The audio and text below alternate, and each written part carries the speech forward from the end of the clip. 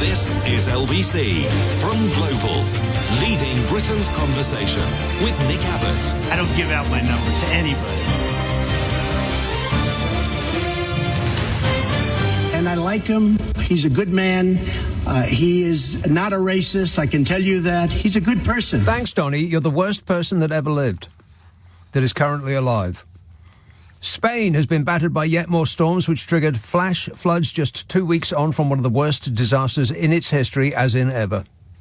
A deluge gushed through the streets of Alcanar, 100 miles up the coast from flood-ravaged Valencia. Streets were flooded in Malaga and the Costa del Sol. Schools across the province were closed, along with many stores and public venues, just 2 weeks after flash floods in Valencia and other parts of the country killed more than 220 people and destroyed thousands of homes and businesses. Meanwhile, in Italy, floods caused by torrential rain hit Sicily. In scenes that are becoming quite frequent now, the flood tossed cars around like they were dinky toys and dragged some of them out into the sea.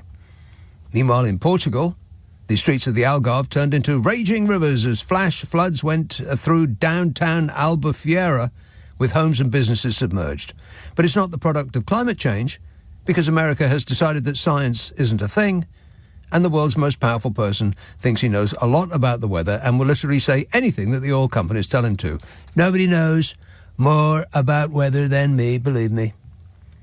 And in this country that benefits from being at least 3,000 miles away from the Tangerine Twiddler, the Met Office has issued several yellow weather warnings for snow and ice this weekend. Snow? Oh, no. The agency warned of up to 20 centimetres of snow in northern England and southern Scotland on Monday. And I will translate European surrender measurement for His Majesty's feet and inches. So 20 centimetres in feet and inches. Let's see now, you double it and add 32, so double 20 is 40, and 40 plus 32 is 82. There's going to be 82 feet of snow on Monday. Can you believe that? No. Deputy Chief Meteorologist Rebecca, out of the Met Office, said the UK would start to see much colder weather from Sunday in the north and reach all parts of the UK by midweek. I mean, I can check on that while you wait. One moment, please. Let's just see if that applies to you know where. Because it might not be very cold, but I would expect it's going to be very, very wet, as in, up to their eyeballs in moisture. Glasgow, weather for today. It's raining at the moment. Right now, in Glasgow, it is raining. And then, what? Sunny tomorrow and Sunday. Pfft, rubbish. It'll be snowing on Monday. And then sunny on Tuesday, sunny on Wednesday, sunny on Thursday, sunny on Friday, sunny on Saturday. I don't believe it. That's just nonsense. Sunny? No. Not in Glasgow, I don't think so. There's something wrong with my app. From Sunday, showers will turn increasingly wintry with hail, sleet and some snow in northern Scotland, with temperatures falling to near freezing overnight, like blooming winter outside. This will lead to dangerous driving conditions, and you are advised to drive very fast, especially where you cannot see round bends, and you should overtake anyone not doing at least double the posted speed limit, because you are special and nothing bad will ever happen to you. Correct. Of course, if you have reclined your seat so far back that you can hardly see over the steering wheel because you think that makes you look cool, you will already be doing this, and we appreciate your cooperation. Thank you. Would you like to hear the long-range forecast for the next 4 weeks? No. OK, weather for the next 2 weeks until the end of the month. Cold or very cold? Wintry showers. Overnight frost. A significant wind chill with strong winds. And then, first 2 weeks of December. Oh, blimey, first 2 weeks of December. It's practically Jesus' birthday. First half of December, wetter and windier with the risk of some snow, then a trend towards drier and more settled conditions. A trend towards drier and more settled conditions? We'll take it. This text says, Trump has promised to make America great again, but I think we have almost misunderstood what he really means. I believe that Trump's second bite at the presidential cherry really means that he will make America great again. G-R-A-T-E. Meaning he is simply going to grate on the rest of the world for his pleasure and entertainment. He is going to keep grating. and he will be grating. We have to blast off and nuke it from space. It's the only way to be sure. Well, that was close. Very, very close with that quote there. But I'm sorry. That close is not good enough. No cigar. Yeah, but more or less, I think we're going to have to blast off and nuke the entire site from orbit. It's the only way to be sure. That is right, yeah. This text says, just bought Bodger's new book on sale. I don't intend to read it. Yes, it is more expensive than Andrex and it doesn't flush as easily, but it is so satisfying to use. And I hear there is an almost inexhaustible supply of Bodger's books in the shops. which is a relief. Isn't that awful, Bodge? I can't comment. You can't comment on that.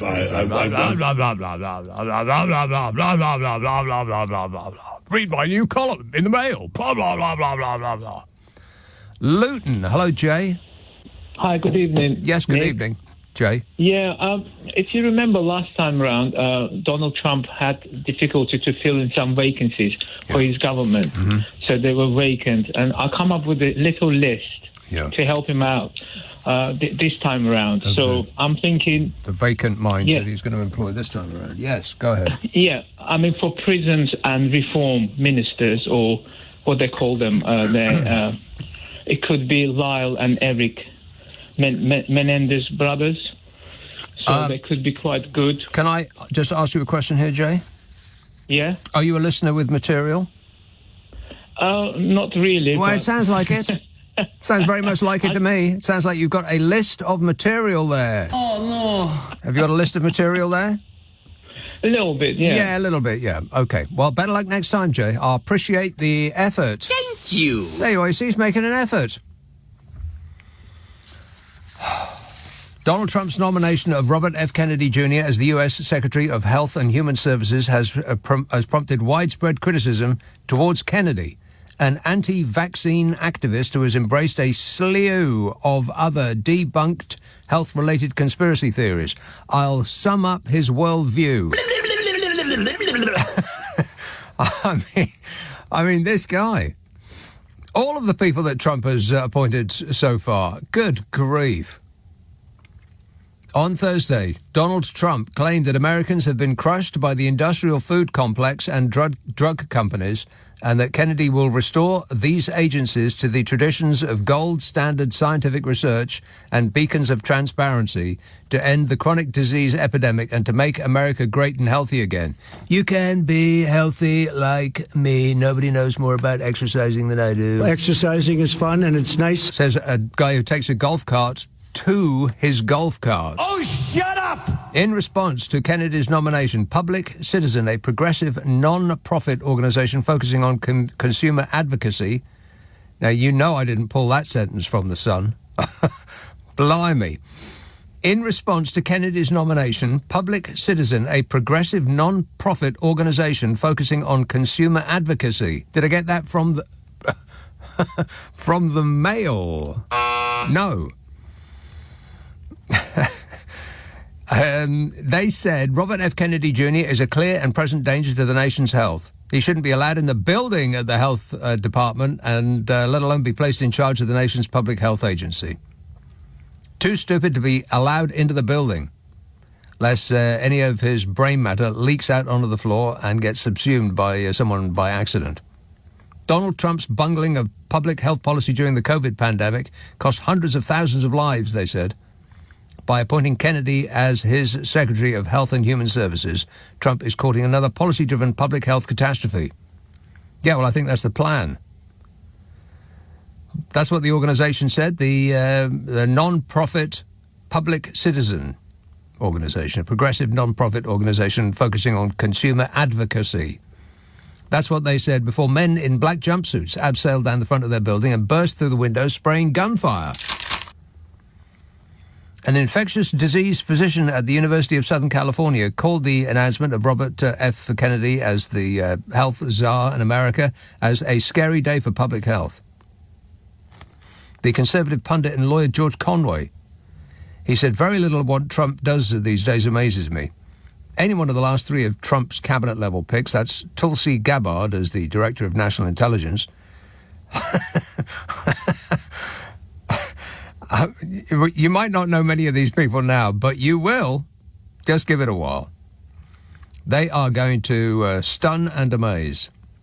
Tulsi Gabbard as Director of National Intelligence, a person who has never shown any intelligence of any kind whatsoever. Matt Gaetz as Attorney General, and his list of accusations are as long as your arm, as long as an orangutan's arm.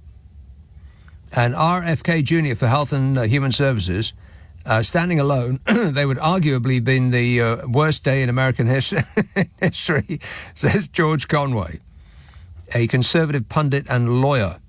He says the fact that Trump made all three in the span of roughly 24 hours is astonishing. And, you know, he's the husband of Kellyanne Conway, you know, the Trump apologist.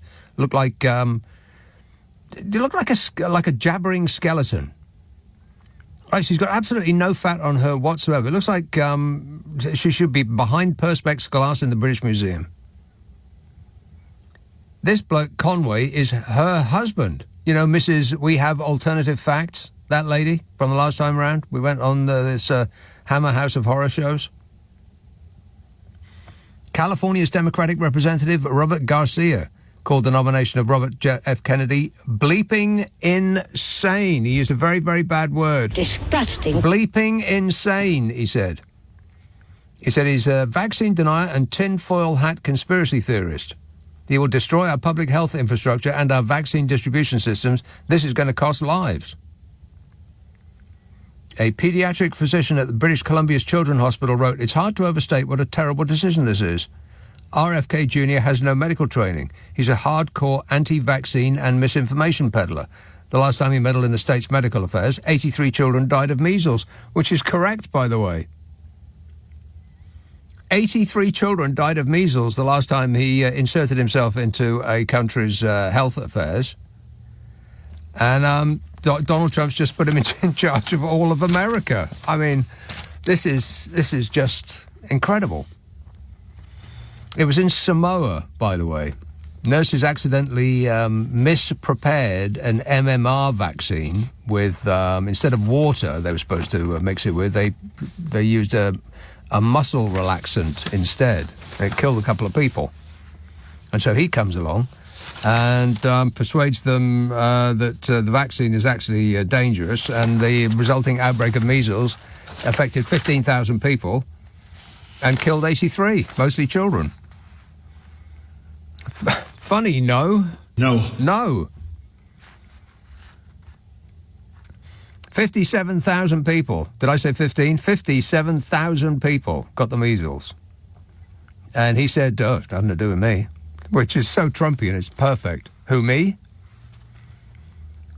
On other issues, R.F. Kennedy Jr. said that he wants to eliminate fluoride from drinking water. You know, the thing that strengthens teeth and makes it easier to speak.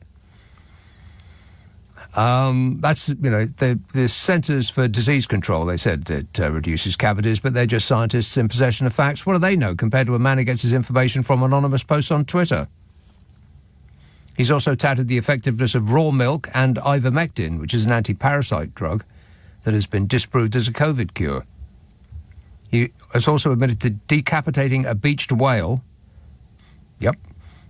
collecting its head, and also dumping a dead bear in New York City's Central Park because he didn't have time to skin it and eat it. Your new health czar is here. Kennedy's also said that he had a worm in his brain which ate a portion of it and then died.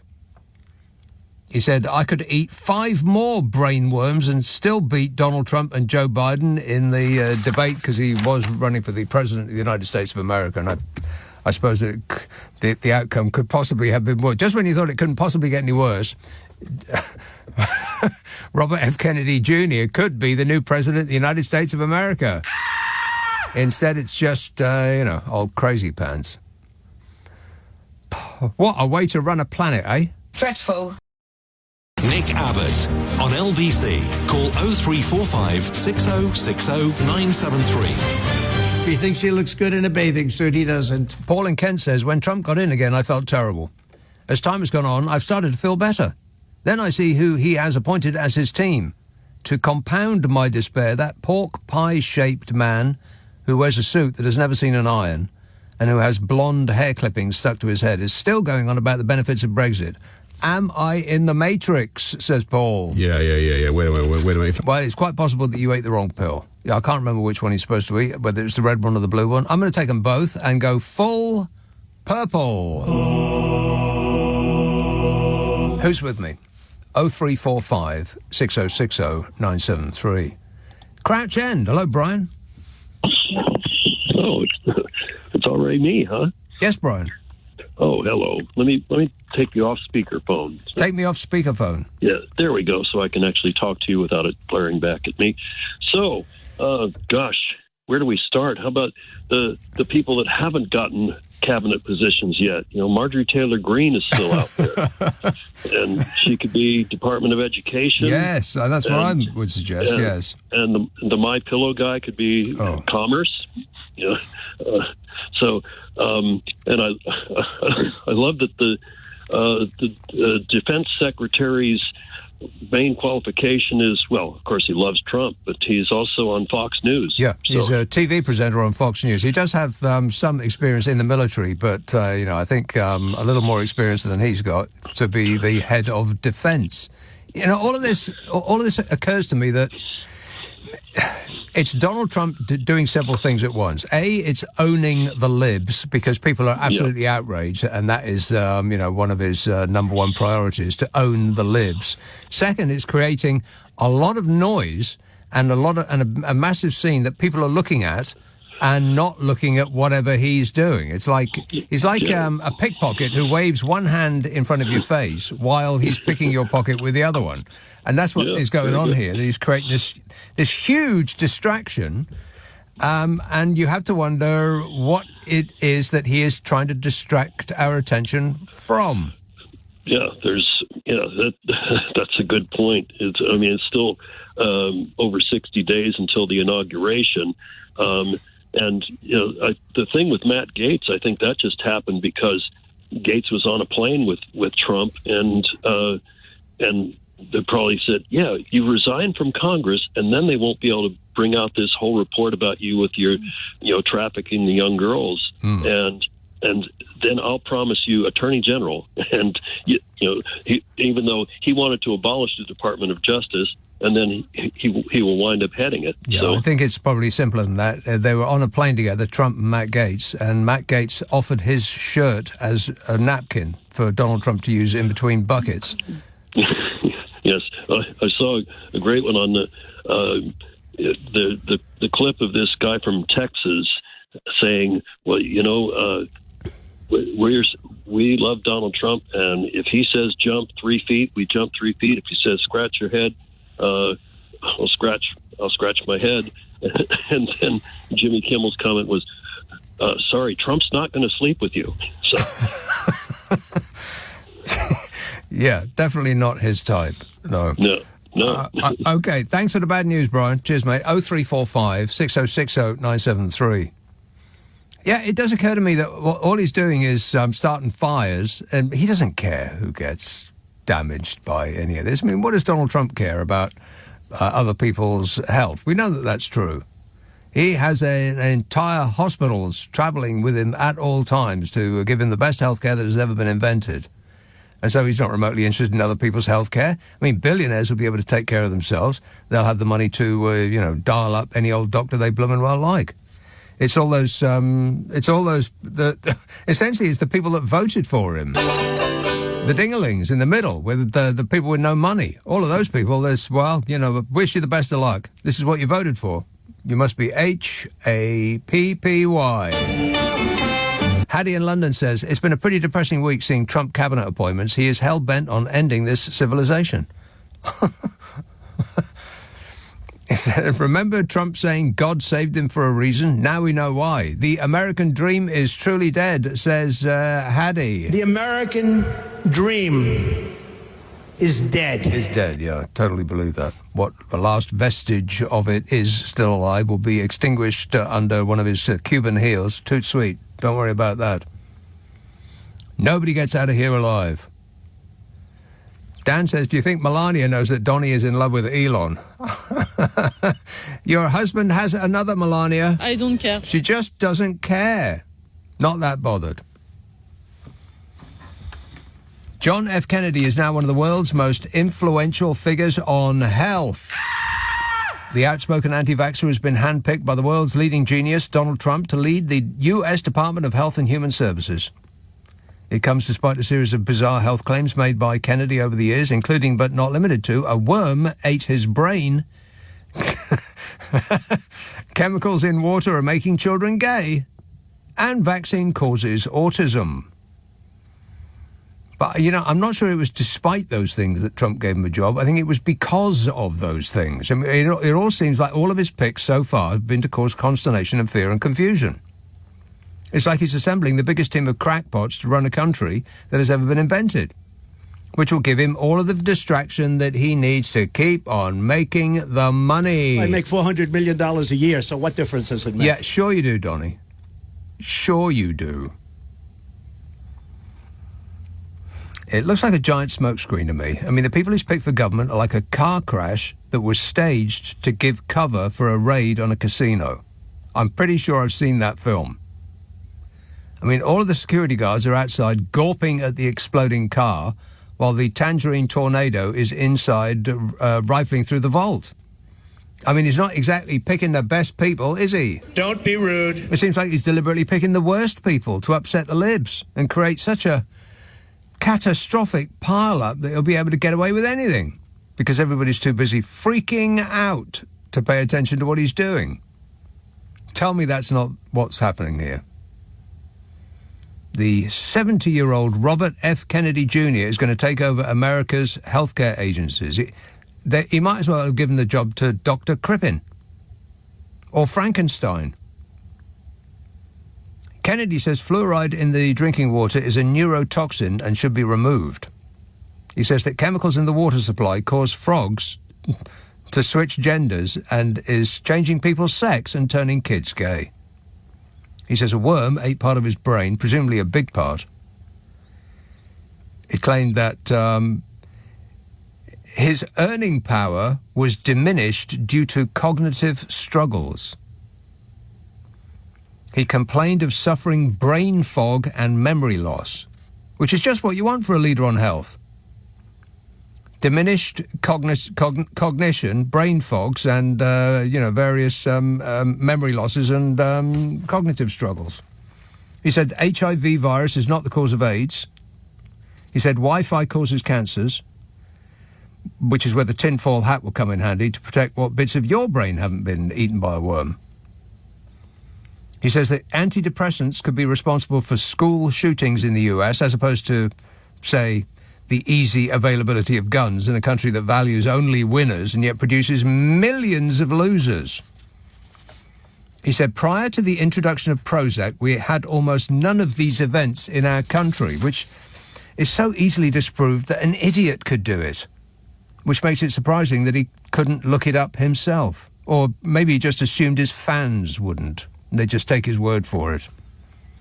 I mean, school shootings were more or less steady from 1970 through to 2016 at around 20 to 50 a year. Of course, that would make big news in this country, but not so much in America. Not America, where a mass shooting happens every single day. Every day. Look it up. But not necessarily a school shooting. They're about one a week. And were about one a week between 1970 and 2016. It was only during 2016 that the numbers really took off and peaked in 2020. And do you recall what happened in 2016 through to 2020? I do believe that coincided with Donald Trump's first presidency. I can be more presidential than anybody. Yeah, that's when school shootings went up, when he was the president. I mean, if you want to look at the cause of school shootings, it's not Prozac, which came to widespread use in the late 1980s, but it could be the presence of a malign force of evil in the White House. Oh, shut up! He said vaccines aren't safe, Kennedy. No jab is effective. He said childhood vaccines could be driving autism rates, which would be funny, except that people listened to this man before and died. And to top it off and really cement his credentials as the health czar, Kennedy claimed COVID was an ethnically targeted bioweapon that the people most immune are Jewish and Chinese. And as you might expect, British experts and medics have reacted with alarm to Kennedy's appointment and warned of the potential consequences it could bring. Professor Sir Andrew Pollard, who is director of the Oxford Vaccine Group at the University of Oxford, he said, "Oh, no." Dr. David Ellerman, a paediatrician of Great Ormond Street Hospital for Children, added, and Keir Starmer said, he looks forward to working with the President-elect on any bat poop crazy notion that flits across his tangerine forehead because we are desperate and dateless, having divorced ourselves from the hottest partner around these parts. And as a sort of midlife relationship crisis, Great Britain is dressing like we're up for it, showing way too much skin, sticking out our tongues and crawling across the carpet on all fours and hoping that Donald Trump doesn't swipe left. What a way to run a country, eh? Dreadful. Nick Abbott on LBC. Call 0345 6060 973. I really like you. Do you like me? Yeah, sure. Why not? 0345 6060 973. Fleet in Hampshire. Kirsty. Oh, hi, Nick. I've solved the riddle of why people vote for Trump. Yes. I was ranting and raving in the staff room the other day about dinglings and stupid people voting, and one of my African colleagues got quite annoyed and said that her very educated and intelligent son, who lives in America, votes for Trump. They don't care about his narcissism and racism and misogynistic stuff, because if he gets in, the economy will be better for them. Yeah, sure it will. Mm-hmm. Well, I've solved the riddle. I couldn't understand what the problem was. They're comparing how much eggs used to cost when Trump was last in and how much they cost now. The difference being caused by the COVID thing that we just went through and the war in Ukraine, which sent the price of everything up. And they think that if they can just turn back time, like Cher, then they will be able to buy eggs at 10 cents off. I know, I see what you're saying, but the point is I didn't understand why non-dinglings were voting for him, but I do now. No, you don't. Everybody, no, I do. No, you don't. The people that you've just described are dinglings because they don't understand the economy. They don't understand why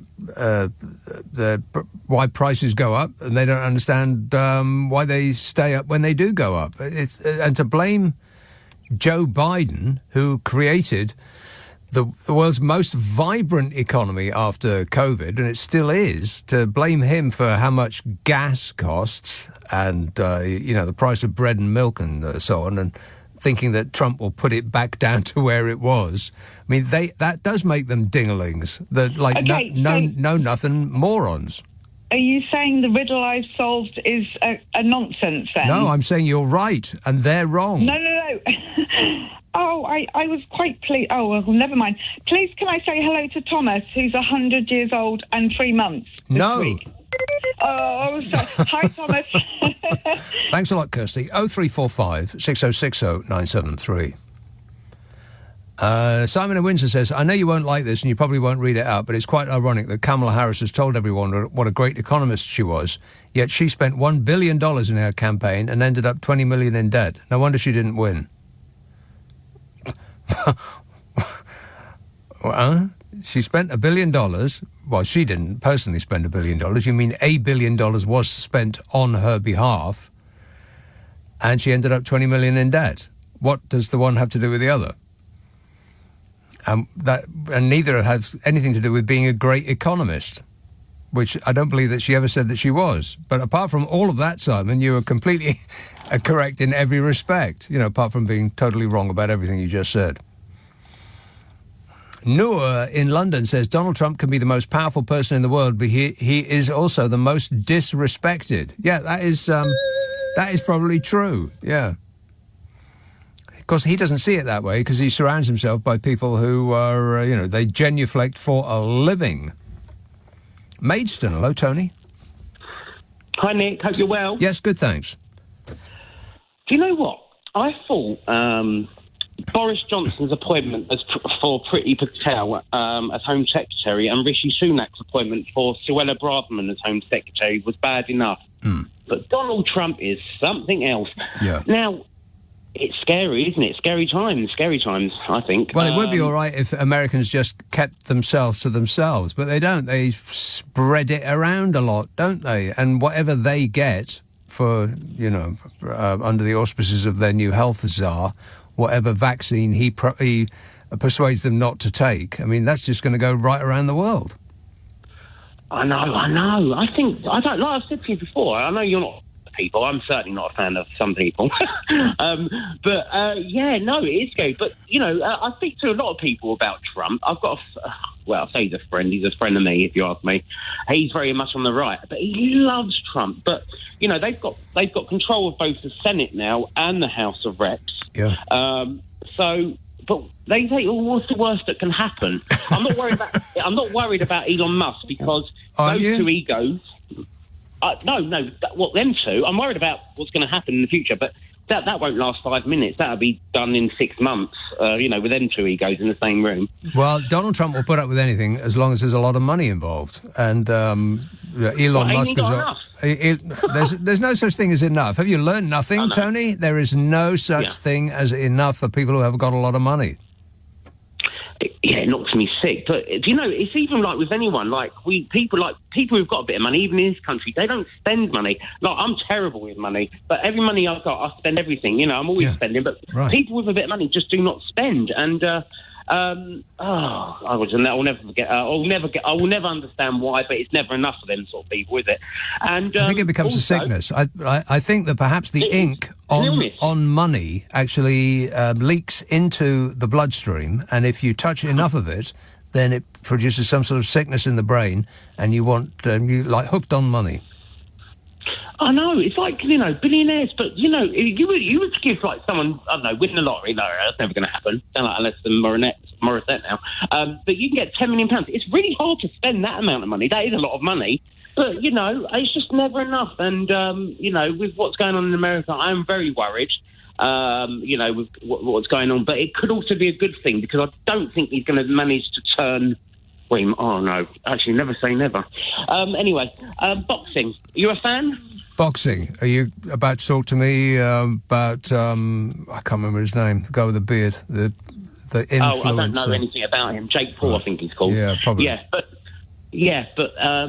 there's been quite a lot of stuff going on. I don't like boxing at all. I remember when I was a kid, I was 10 at the time. It was in 97, and...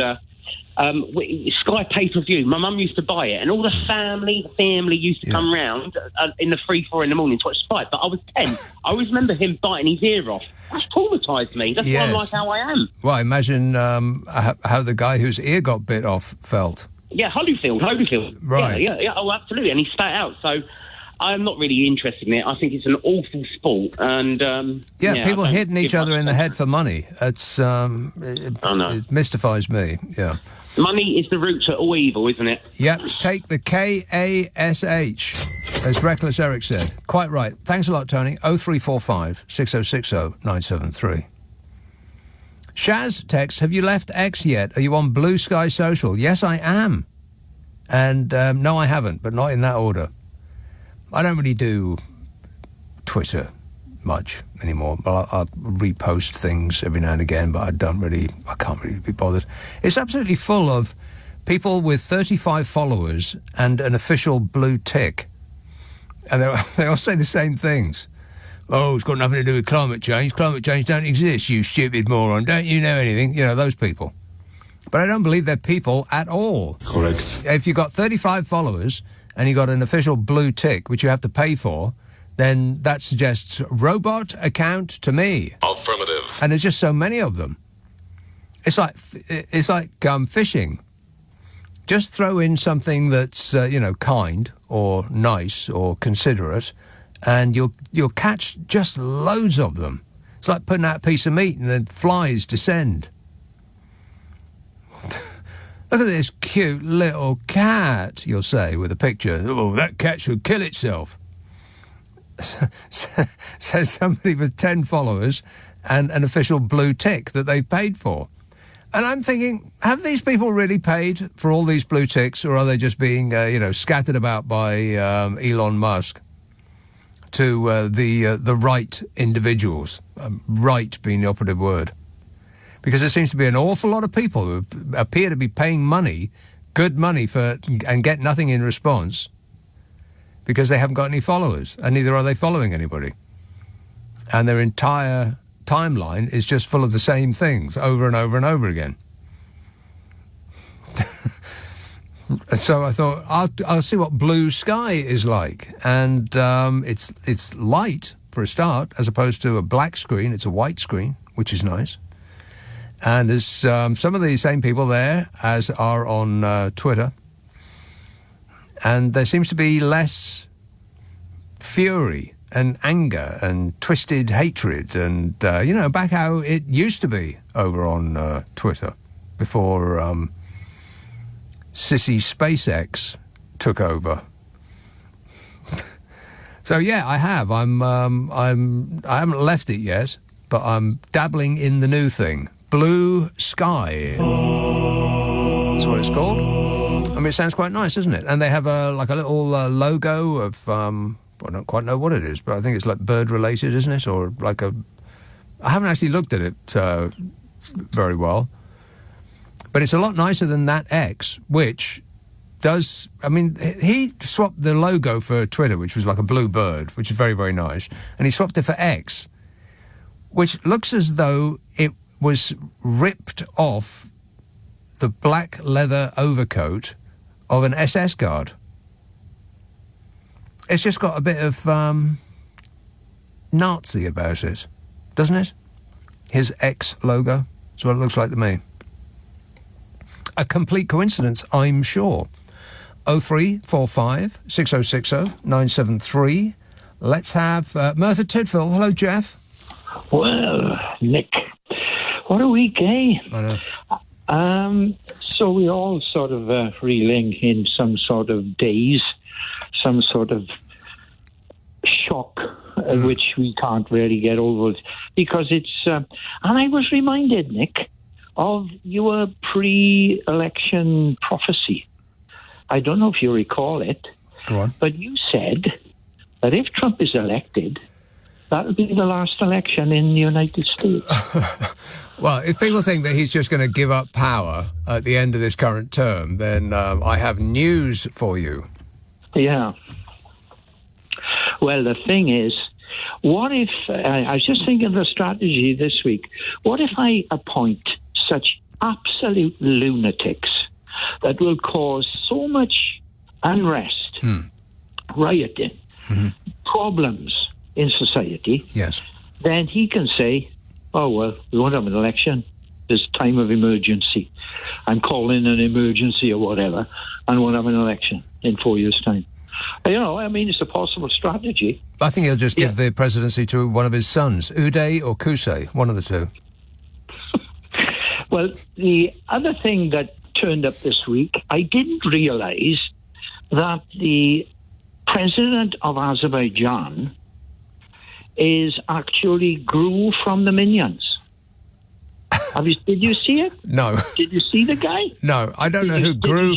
I am doubly unfortunate in not knowing who Gru from the Minions is either. So that's no help to me.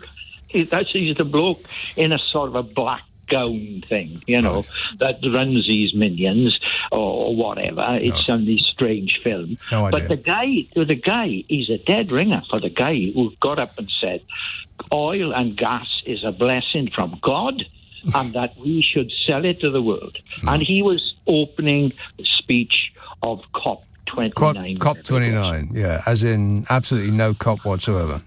Exactly. And the latest about Americans is that the Goose and Cuckoo have now got a sign outside the pub that says no American tourists unless accompanied by adults.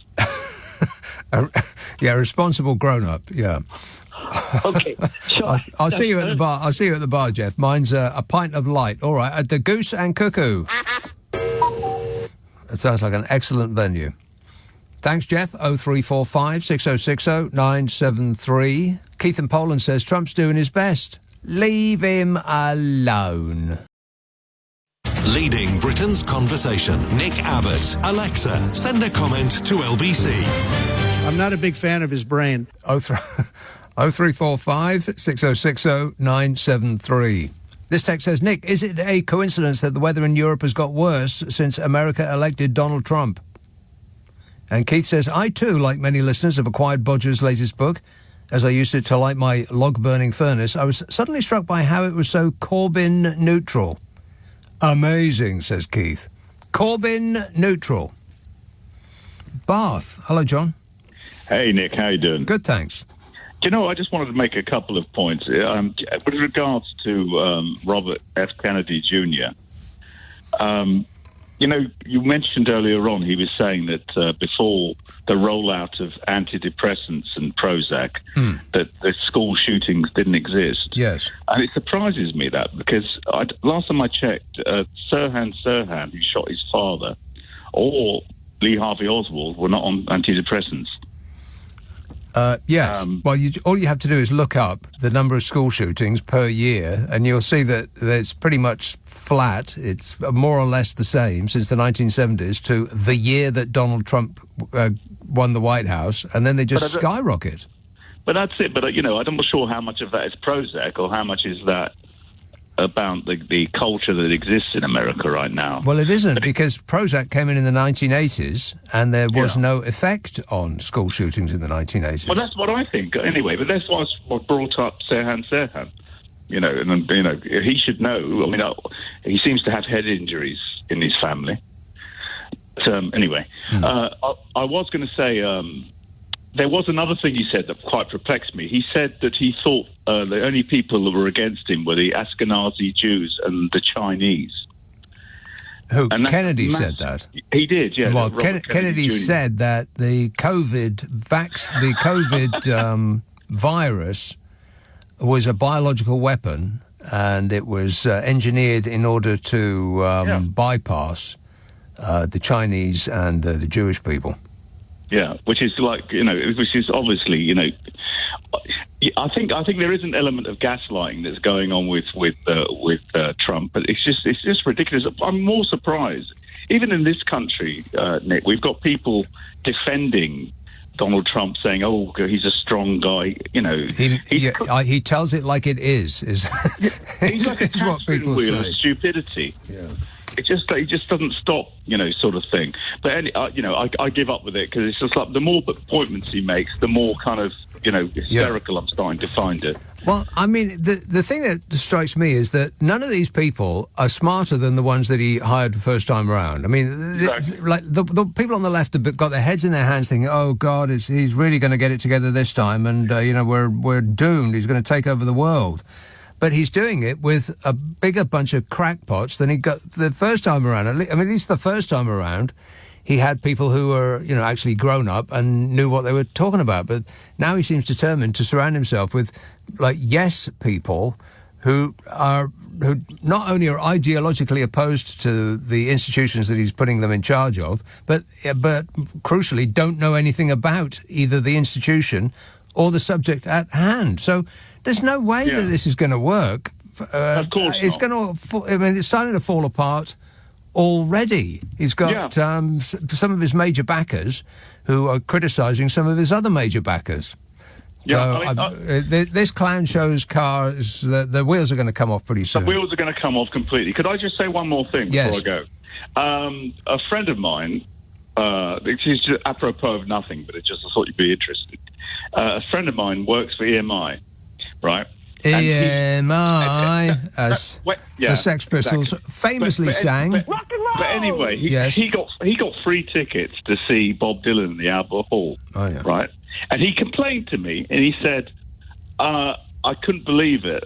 They took my mobile phone away from me and made me have it locked up. And I just said to him, who goes to a concert to film a concert? Everyone. I don't get it. No, I don't get it. It's just like, experience the thing. Yes. I mean, Bob has already walked off the stage before when someone's done that. So I just don't get. So why would you go and try and film? It's like these guys that film the birth of their kids and miss the birth of their kids. Oh. No, they're weirdos. I mean, that's just awful. Why would you want a picture of that? Yeah, but why would you? It's like this filming thing. It's like, you're in the room listening to the music, to the artist. Why would you try and film it on your phone and then put a barrier between you and what's going on? I have the answer to that, John, and the answer is likes. They are doing it for likes from people that they don't know. So he came out of the concert and he goes, "Oh, it was a letdown. They took my phone away." Well, that man should not be working in music. I don't think so either. I've actually said that to him. Good work. Thanks a lot, John. Cheers, mate. 0345 6060 973. Yeah. Hey, kids, get your faces out of your phones. There is a whole world in ultra-high definition and surround sound out there. Just raise your eyes from your device and you never know, you might like it. I see that everywhere I go. People missing the thing that they went to because they're trying to keep the wobbly screen on their phone still.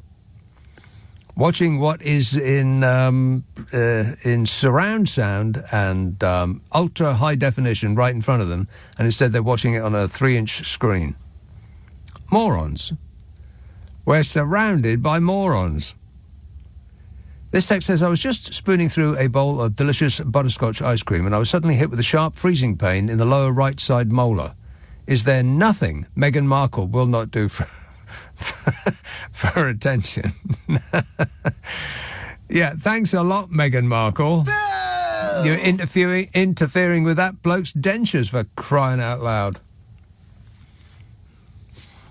0345 6060 973. Gravesend. Pete. Hi there. Hi. Can you hear me? Hello there. Yes, Pete. Great to talk to you. Is it? It's fantastic to talk to you. First, called in. Pete, I think that you need to get to high ground or lean out the window or get yourself a better phone. Do you have a landline?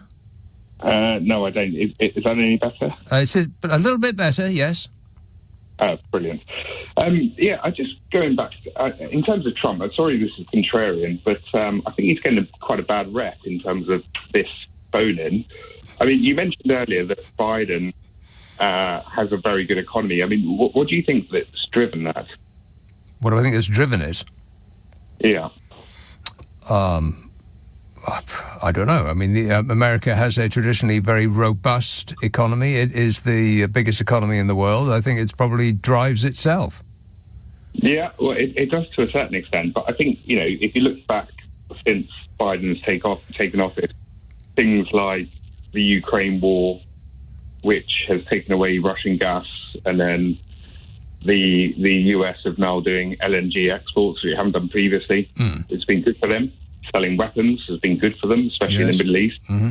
So none of those things came from Biden. They've just been, pot luck. If you look at the Trump's administration, he had to deal with COVID basically straight from the off. And he did it really badly.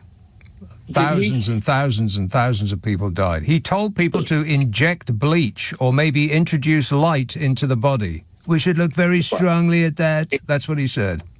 And did Boris Johnson do any better with some of his rhetoric? No, absolutely not. It was a transatlantic catastrophe.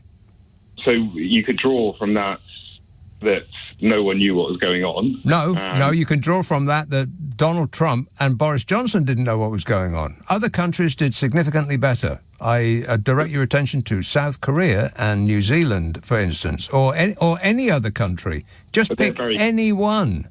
They are very contained. That's a really weak argument. I mean, I'm not having to get you. But because they're islands? Very contained. Because they're islands? No. Yeah, because they're islands. That was what you were going to say about New Zealand. It's you can't really make that argument about New Zealand because it's an island, you were going to say. And then you remembered, oh yeah, that doesn't work, does it? Anyway, Pete, it's... I do believe that you called just to irritate, and so I think that our time is up. But good effort, better luck next time, and I'm sure there will be one. 0345 6060 973. Text 84850. Email nicka@lbc.co.uk. If you're on Twitter, it's at LBC. Friday, Saturday, Sunday night at 10. Nick Abbott, LBC.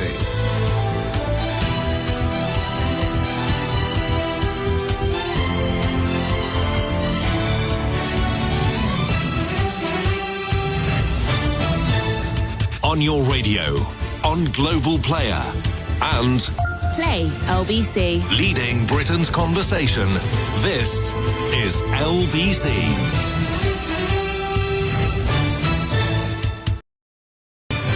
This is LBC from Global, leading Britain's conversation with Nick Abbott. Hello, everyone.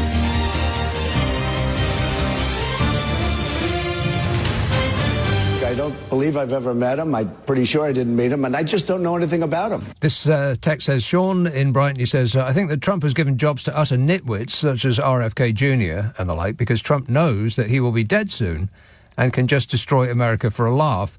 It won't affect him in the pits of hell.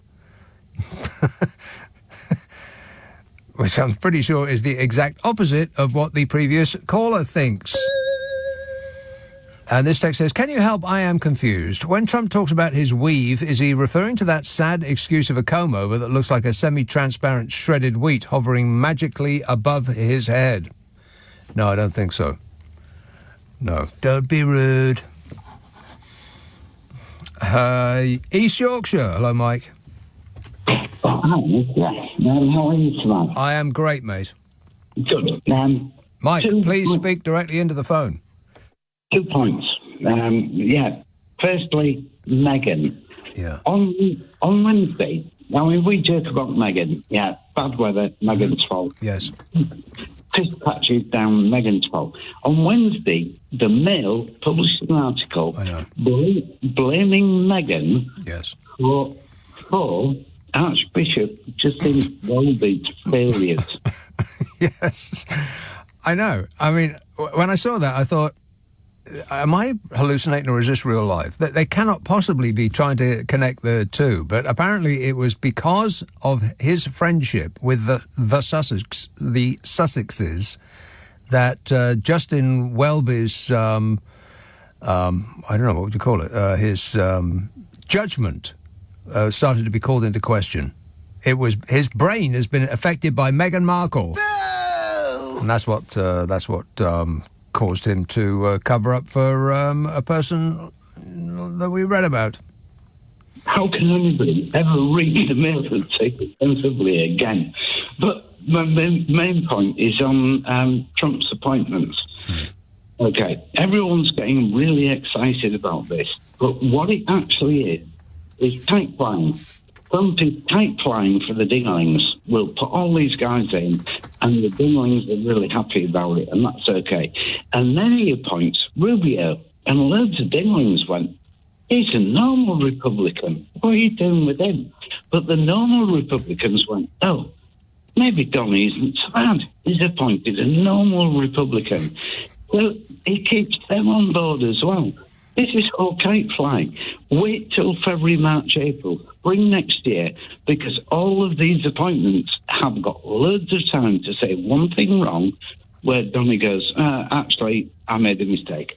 I'm going to reappoint somebody else. Right. What happens in spring next year is reality. What's happening now is complete garbage. Why are people getting excited about it? Because we're expecting the worst, and what he is doing now is confirming our worst expectations. I mean, he's putting people in positions of power who are ideologically opposed to the organisations that they're going to be running. They want them shut down, they want them closed. And the problem with the first time around when he did this was the people that he were appointing, they weren't ideological enough to actually go through with the plan, because they were persuaded out of it in many cases, or the institution itself was stronger than Trump gave it credit for, and so there was pushback. And people have been talking it up now for a while, saying, well, he's not going to make that mistake again, and he's got all these Looney Tunes people behind him who are completely, they're just just out there. I mean, they're barely one of us. They're like a different species. And they're just going to pour evil into everything that he does, and they're going to very, very efficiently take over. And then you see the people that he's actually appointing, and they're not going to efficiently do anything of the sort. They're going to be fighting each other to the ground and scrabbling over Donald Trump's approval. And if they last till February before he starts firing them all, then I'd be surprised.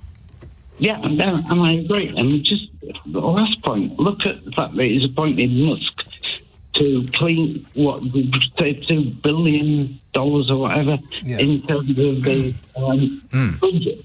Right, now look at this seriously. Musk runs a private company.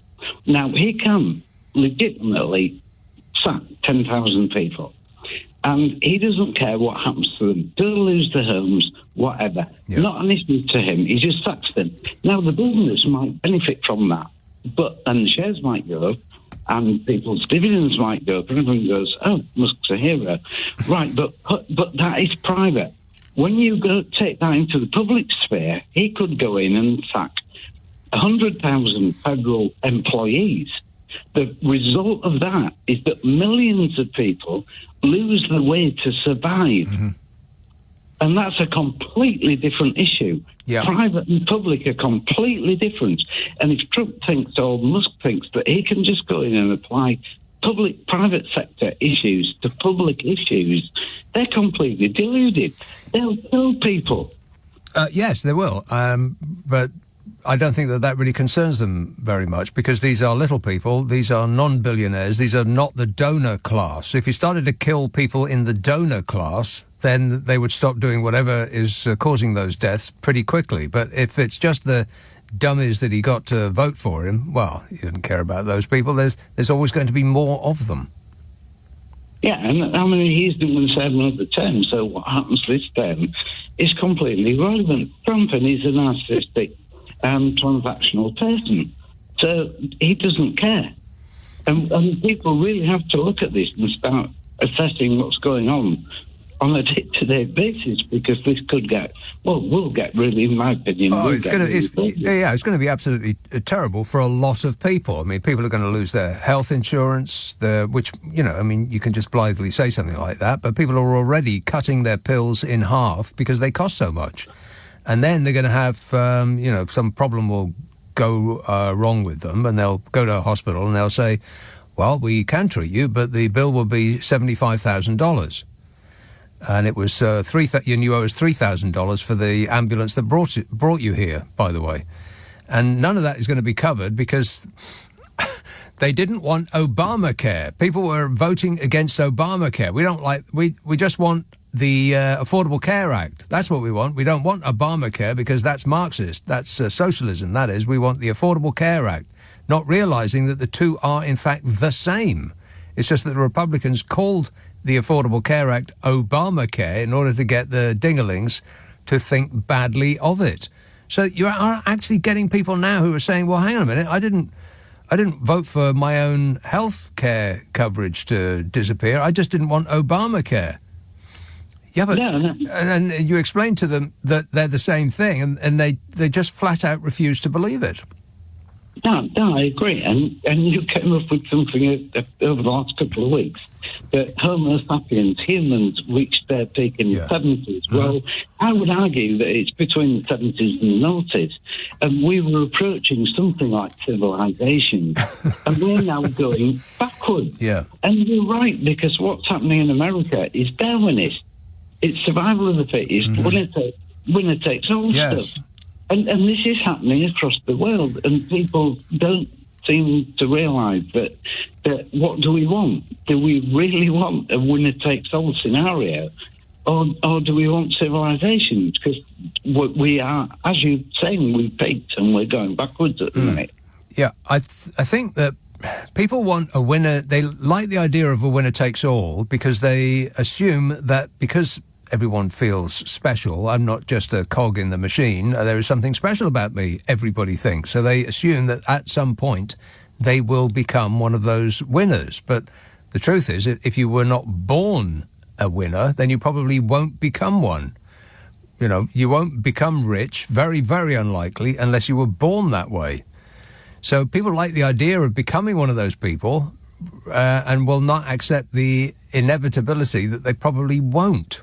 That's why they like that winner-takes-all thing. It's very appealing in, as a potential future, but it's a future that almost no one will enjoy, which is why the Scandi method is better, because they just spread the same amount of wealth around and more people benefit from it, which leads to happier people, a happier nation, as opposed to just a handful of people who are so happy they can hardly count.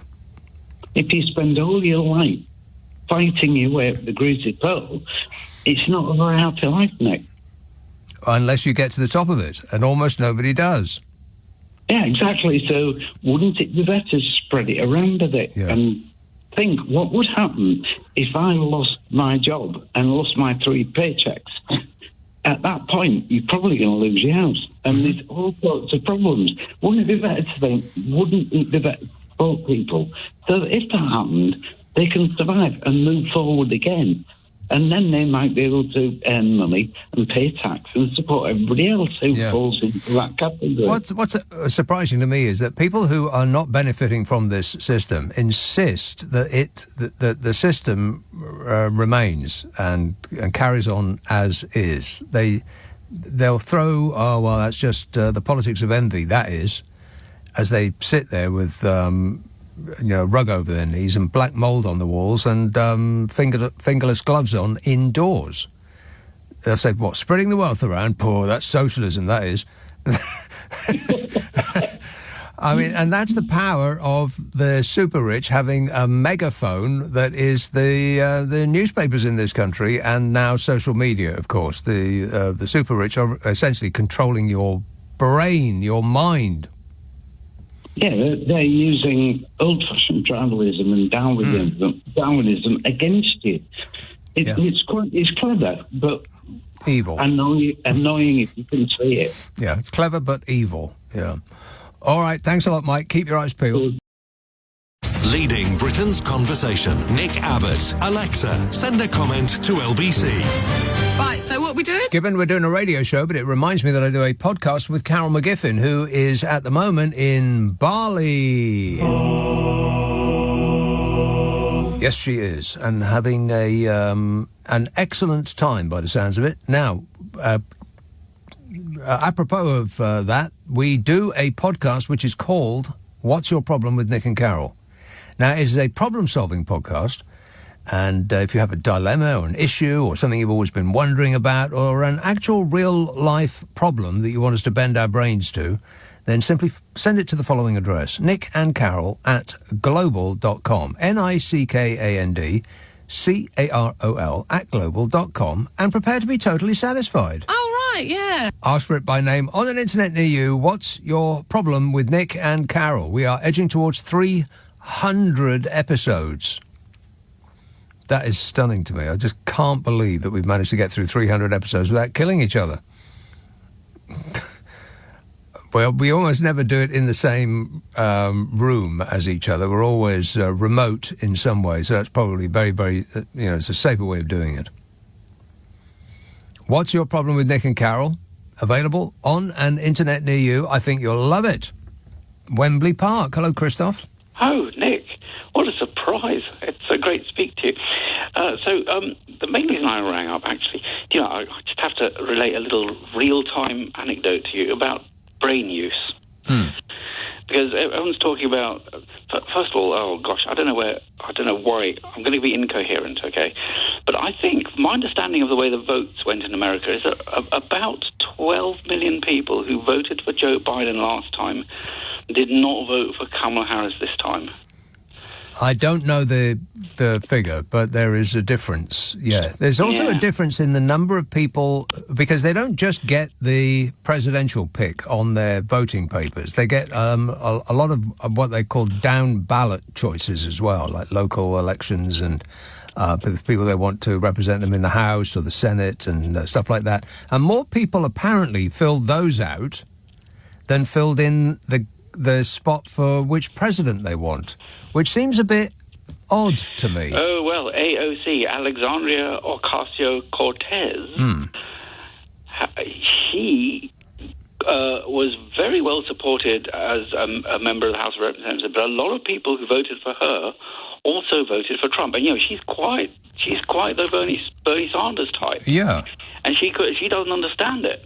Anyway, look, that's not really the main point I want to about. I just want to tell you a real-time anecdote about brain use. But because hang on a minute, wait. Before you do that, it is interesting to me how easily the Democrats just rolled over. It's like, oh, okay, well, we give in, and the country's yours now.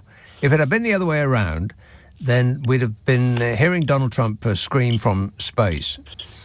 And he would have been, well, I mean, he already did before the results were even in. He said that people are cheating over here and the Democrats are cheating over there and it's all very unfair.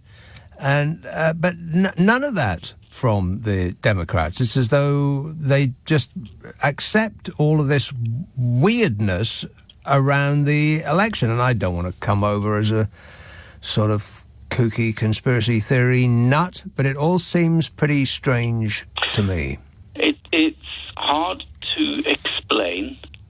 I would agree with you, but I sort of do broadly believe the figures. I mean, no one has been very little questioning of the actual figures, and in fact, there wasn't that much questioning of the figures last time. Only Trump questioned it. Well, Trump and all of the Republicans. I think something like 70%. 70% of Republicans still think that election was stolen from them.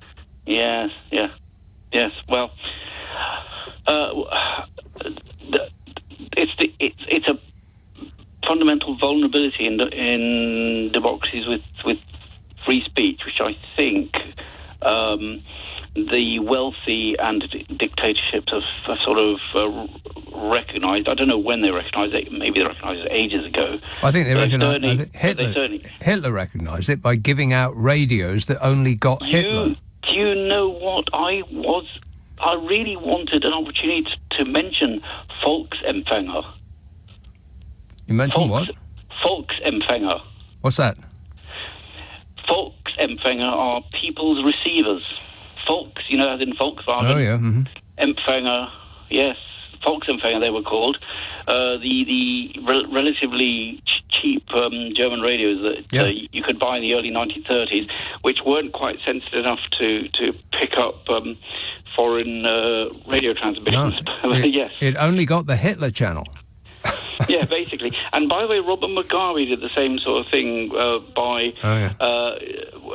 after he became president. He sort of got manufacturers only to manufacture VHF radios, which couldn't pick up the shortwave BBC World Service, stuff like that. So that was these right-wingers, they know how to do it. Mm-hmm. They know how to do it. But yes, and the left-wingers don't. They're just do not. Nice. They bring a poetry book to a knife fight.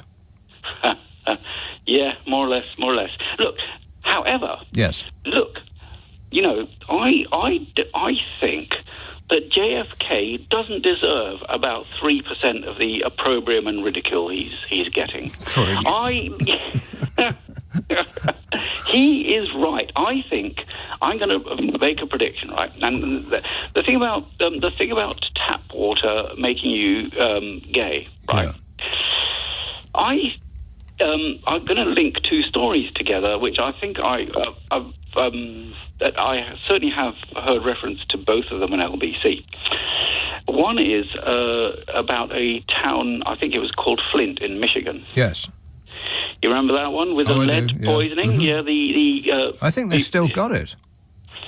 Well, yeah. So it was also to do with the local government of Flint wanting to save money on water treatment and choosing a contract with a company that didn't treat the water for lead pollution or something. I don't know the actual details. Yeah. No, why should I bother looking up the details when the other side just... Nobody's interested in facts anymore, Christoph. We're all about feelings now, baby. Yeah. And And the other story was this was an experiment. Wait a minute. Have you finished talking about the initial story? Why did you mention Flint, Michigan? Oh, because I'm going to link it to a story which I think was on the Andrew. I think Andrew Marr interviewed a press about this, related to forever chemicals in the environment. Oh yeah. Some experiment that was done in Canada. The Canadian government allowed a particular small lake to be used, where the scientists allowed certain environmental chemicals into this lake, and all the fish in that lake became feminized and consequently ceased breeding. And so I think... Feminized? Feminized fish? Yes, well, what does that look like? Fish. What does it look like? Yeah. I know, very, very... how did people know? Wait a minute. How did people know that the fish had become feminized? I presume that you're. Wait a minute. I presume that you're talking. I presume that you're talking about male fish became feminized. Sorry. That's it. I missed that bit out. Right. Yes, correct. Yes. And the female fish grew another eye and started swimming upside down. Well, I suppose the female fish didn't really fancy it. the feminized male fish, and the population of the fish plummeted and died out. Yes. So I think that with the potential decrease in the regulation in America, that it could be that some of these forever chemicals are more of them are going to end up coming out of people's taps in America, and I predict an increase of gaiety in America, which. And you don't mean happiness, do you? Not that kind of gaiety. We're not talking about Fred Astaire gaiety here. Where you're talking about the other type. Now, I also have a. But I think that is a serious point, and it is quite right that there's far too many chemicals, and particularly those forever chemicals and bits of microplastics that we're consuming all the time. The human body is full of, well, not full exactly, but there isn't an organ, including your brain, that does not have some plastic in it, and that cannot be good. Not my brain, your brain, perhaps. I've got a theory that I haven't bothered to try and work out substantiate, but another one, yes. So apparently a lot of minority groups also deserted the Democrats, and many of them started voting for Trump. And I wonder whether that is not all something to do with the plastic idea. in the brain. Could be. I think we worked it out. We solved it. We solved it together. We've worked it out. But I mean, when the people in these minorities were sort of felt vulnerable and discriminated against, and knew that the Democrats were on their side, they sort of voted for them. And perhaps as they sort of became more successful and more into the mainstream, thanks to the sort of anti-discrimination type atmosphere that the Democrats tried to enhance, then suddenly they thought, hang on a minute, yeah, we're kind of successful. We can do it. We can do it without these. Yes. After me, to the ladder. After me, to the pulling up the ladder. After me, pull up the drawbridge. Yes. Yeah, exactly. That type of thing, right? I don't know. I mean, I'm not and I've heard many times that interviewers have gone down a line of people that are queuing up to get their passport stamped or whatever it might be, and they're saying, well, I voted for Donald Trump and I'm an immigrant, but I feel secure because I'm not a criminal. And which means that they haven't really understood what's happening here, and they're about to be introduced to a bus that only goes one way. Christoph, I've got to go, but thanks for that. 0345 6060 973. This text from Judy says, a Brit in Connecticut, USA. The Trump win has so many of us feeling absolute terror. The cabinet picks are grotesque. I believe their goal is to cull the population, the health department, dumb down the population, dismantle the education department, and remove all legal provisions. That's the Matt Gaetz, the Attorney General, himself facing multiple charges, and start wars with the military run by a Fox News personality. We're in deep trouble, Britain, says Judy, a Brit living in Connecticut in the USA. yes, there is a certain a certain desperation and despair that's setting in. But just look at these people that he's hiring. These people are idiots. I mean, it's just one catastrophic clown show after the next, led by the like Coco himself. I cannot believe that they're going to be successful in their goal of dismantling everything and reforming the country in their own image for their own personal, private benefit. I just can't believe it. I mean, we think that the idea that we get is there's some sort of like supervillains, you know, like the head of Smersh or something like that. But they're just a bunch of chumps. And they're going to be fighting with each other by this time in spring. This time in spring. By this time next year. Half of them will be gone already, and the other half will have aged about 10 years. Those that aren't already in jail. Because remember, last time around, the people that Trump hired, he either fired or they quit, and they ended up desperately trying to persuade America not to vote for him again because they knew up close exactly what he was like. And those that weren't doing that were in jail. So, you know, if it's the same as last time, then, yeah, a lot of people will suffer. But is he going to be able to take over the country? I don't know. I don't. I'm thinking no. I'm going to say no. 0345. And if you'd asked me this last week, I wouldn't have been as confident. But now, yeah, no. This is LBC with Nick Abbott. Can I have an outside line, please? 0345 6060 973. This text says, I heard on TV that Trump has a new makeup regime and he has stopped using fake tan and now favours Jaffa Cake orange food dye as it has a more authentic, fresh from the tanning salon look. Isn't that ironic? Sounds like a text from Alanis Morissette. Kieran, Coleraine, Northern Ireland. Hi, Nick. How you doing? Good, thanks. Nick, all I can say is, rub it up, please. He's president. What? He's president. He is president. He is president, yes. Well, not quite. Not yet. Yeah. He will be president very, very shortly. I can be more presidential than anybody. Nobody can be more presidential than him. He is president, Nick. Rub it up. President-elect. Yeah. You have preached against him for months upon months upon months. Mm-hmm. And you know what? Rub it up. You suck it in, take it up. Right. And so you seem thrilled by the prospect. I'm not. I don't support him at all. Oh. Well, it sounds like you support him. No, I don't. Oh, that's very bizarre. So you've waited 45 minutes on the phone to say... Because to say, suck it up. You are so anti. No, because you're so anti him. Yes. I'm like, you know what? When somebody's so anti somebody, and I listen to you, I've been listening to you for years, right? There comes a time when you have to go, listen, mate, no harm to you. You've been so anti to him. You've said so many insulting things about him. Right. It's time for someone to say, Nick, rub it up, you mate. Right. Well, that's a phrase I've never heard, and it's kind of alarming. Rub it up you. That's just really... Yeah, I've got no idea what that actually means, and please don't explain it to me. I'm begging you. But it just seems a bit of a bizarre thing. Everything I've said about Donald Trump is verifiably correct. He is the world's worst currently alive human being. Tell me that that's not true. Listen, but Nick, honestly, I'm like, oh my God, I watched the election, right?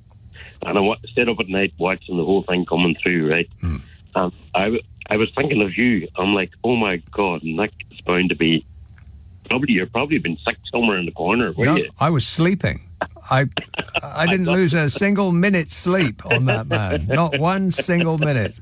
Well, good man. Well, that's fair enough. Good man. You know, but, you know, Nick, I'll be honest with you, you know, you've put your views on politics and everything else, I don't have views and all that stuff, but I had to say, look, honestly, when I hear you talking about everything right before the election, you were so anti him, it's ridiculous. Yes. And I had to say, you know what, man, rub it up. You just get I'm like, I'm only saying, I'm not trying to be nasty. I love you. I love your show. I watch it all the time, but listen, mate, rub it up. You keep saying that, Kieran, and every time you say it, it alarms me more and more. I have a mental image of what that means, but I'm hoping that that's not what you actually mean by that. But good work. Thanks a lot, Kieran. I'm rubbing it up me as I speak. Sam says, I agree with you when you say that Donny is the world's best con man. So why on earth didn't the Democrats campaign on his many proven lies and failures? It's baffling, says Sam. Yeah, well, I think that it wouldn't have mattered to Donald Trump's cult fans because they just don't believe anything bad about him. For some weird reason, they believe that he has been sent by God to save them. I mean, how deluded do you have to be? So it wouldn't have affected them at all. They don't care about any of that. You know, those phony Christians who say that, they're praying to Jesus and Donald Trump is God's answer to their prayers.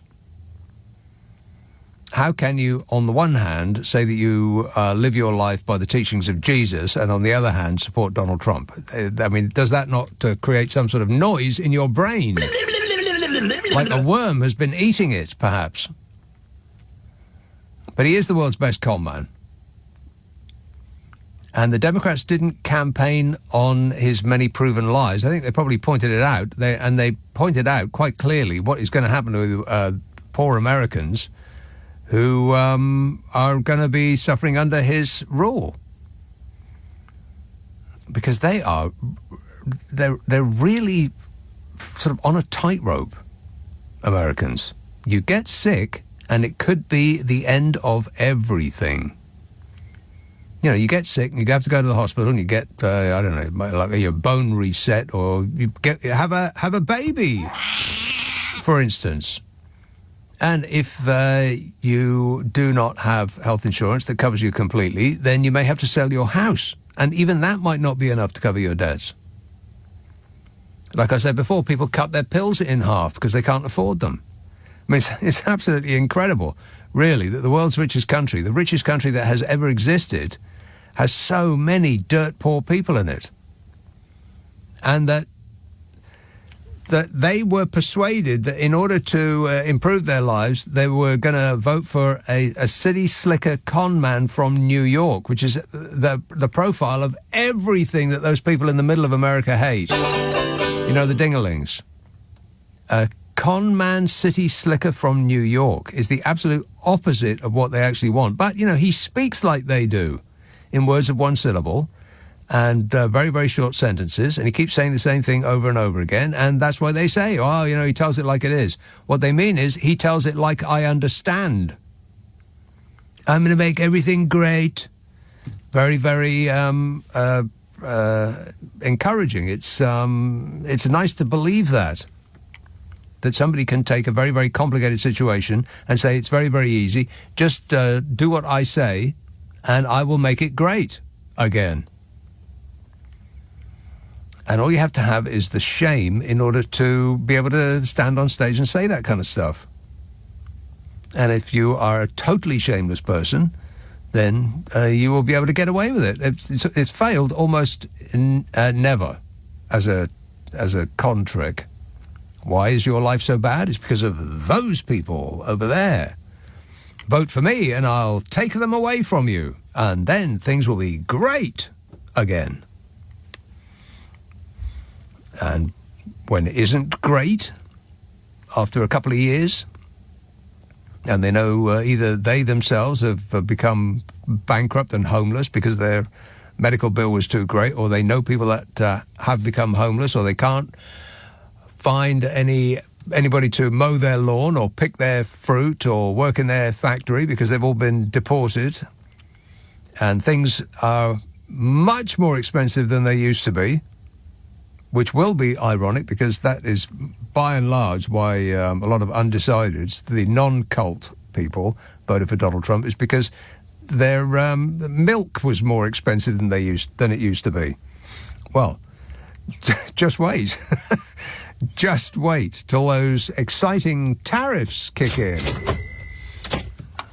Then you won't be laughing. 0345 6060 973. Sunbury. Hello, Darren. Darren? Hello, Darren. How you doing, mate? Sunbury. Darren. Yes. Hello? Yes, Darren. Yeah, hello. Hello. I need your advice. I need your advice, pal. Hello. Hello. Yes. Hello. I'm going to bring up the whole puppy situation, right? You're going to do what?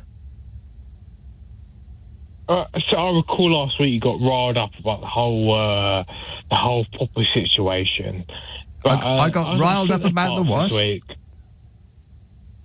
The poppy situation. The poppy situation. Was there a situation? So I didn't realise last week it was Sunday, Remembrance Sunday, right? And I was at a centre park with my kids, right? In the pool, and they announced it. You were sitting in the park with your kids in the pool.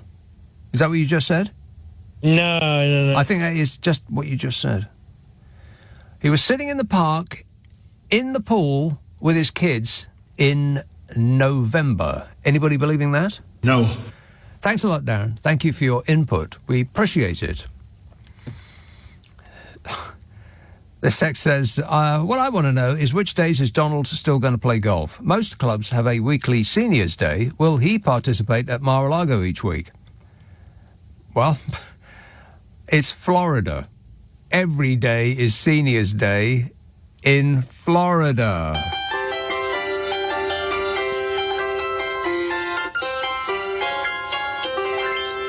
I bet he plays more golf this time around than he did the last time. You remember before he became the President of the United States of America the last time? He said that he wouldn't be able to play golf because he was going to be too busy. Too busy to play golf. He did nothing but play golf. That's pretty much the only thing he did. And this time around it's going to be even, well, better or worse, depends. He is going to be permanently cheating at golf. And he'll let his minions run America. All of these people that he's hiring now, he doesn't care what kind of a job they do. They're just thrown in as distraction to give the people with the money, you know, those evil weirdos behind him with the money, give them a little bit of a thrill because they'll be able to get rid of education. Because that sounds like a good idea for a country. Let's take all of those books out of the classroom. And, all of the rest of it. And he's going to... it's going to be catastrophic for a large number of people. And I know that this sounds a bit unpleasant, but I hope that most of them are the ones that voted for him. That it's actually bound to be that way. I'm going to go ahead and guess that most of the people that voted for Donald Trump are on the poor and low IQ end of the citizens of America. I love the poorly educated. It's going to be the poorer and the low IQ end. The people in the middle, in other words. Look at a map of America and which are the red states and which are the blue ones. The blue ones hug the coasts. That's where people with the money went. The people with the skills and the money and the wherewithal and the get up and go. And they got up and went. They left Arkansas and North Carolina and they went to the coasts to make money, to compete, because they had the brains and they had the skills and they had the knowledge. And so that's where the bright people are, on the coasts. And they all voted Democrat. Not all, of course, but they mostly voted Democrat. Those are the blue states. And there's a couple in the middle, Colorado, special mention, and Illinois, and maybe one other, but that's about it. And those are the places with the big cities, Denver and Chicago,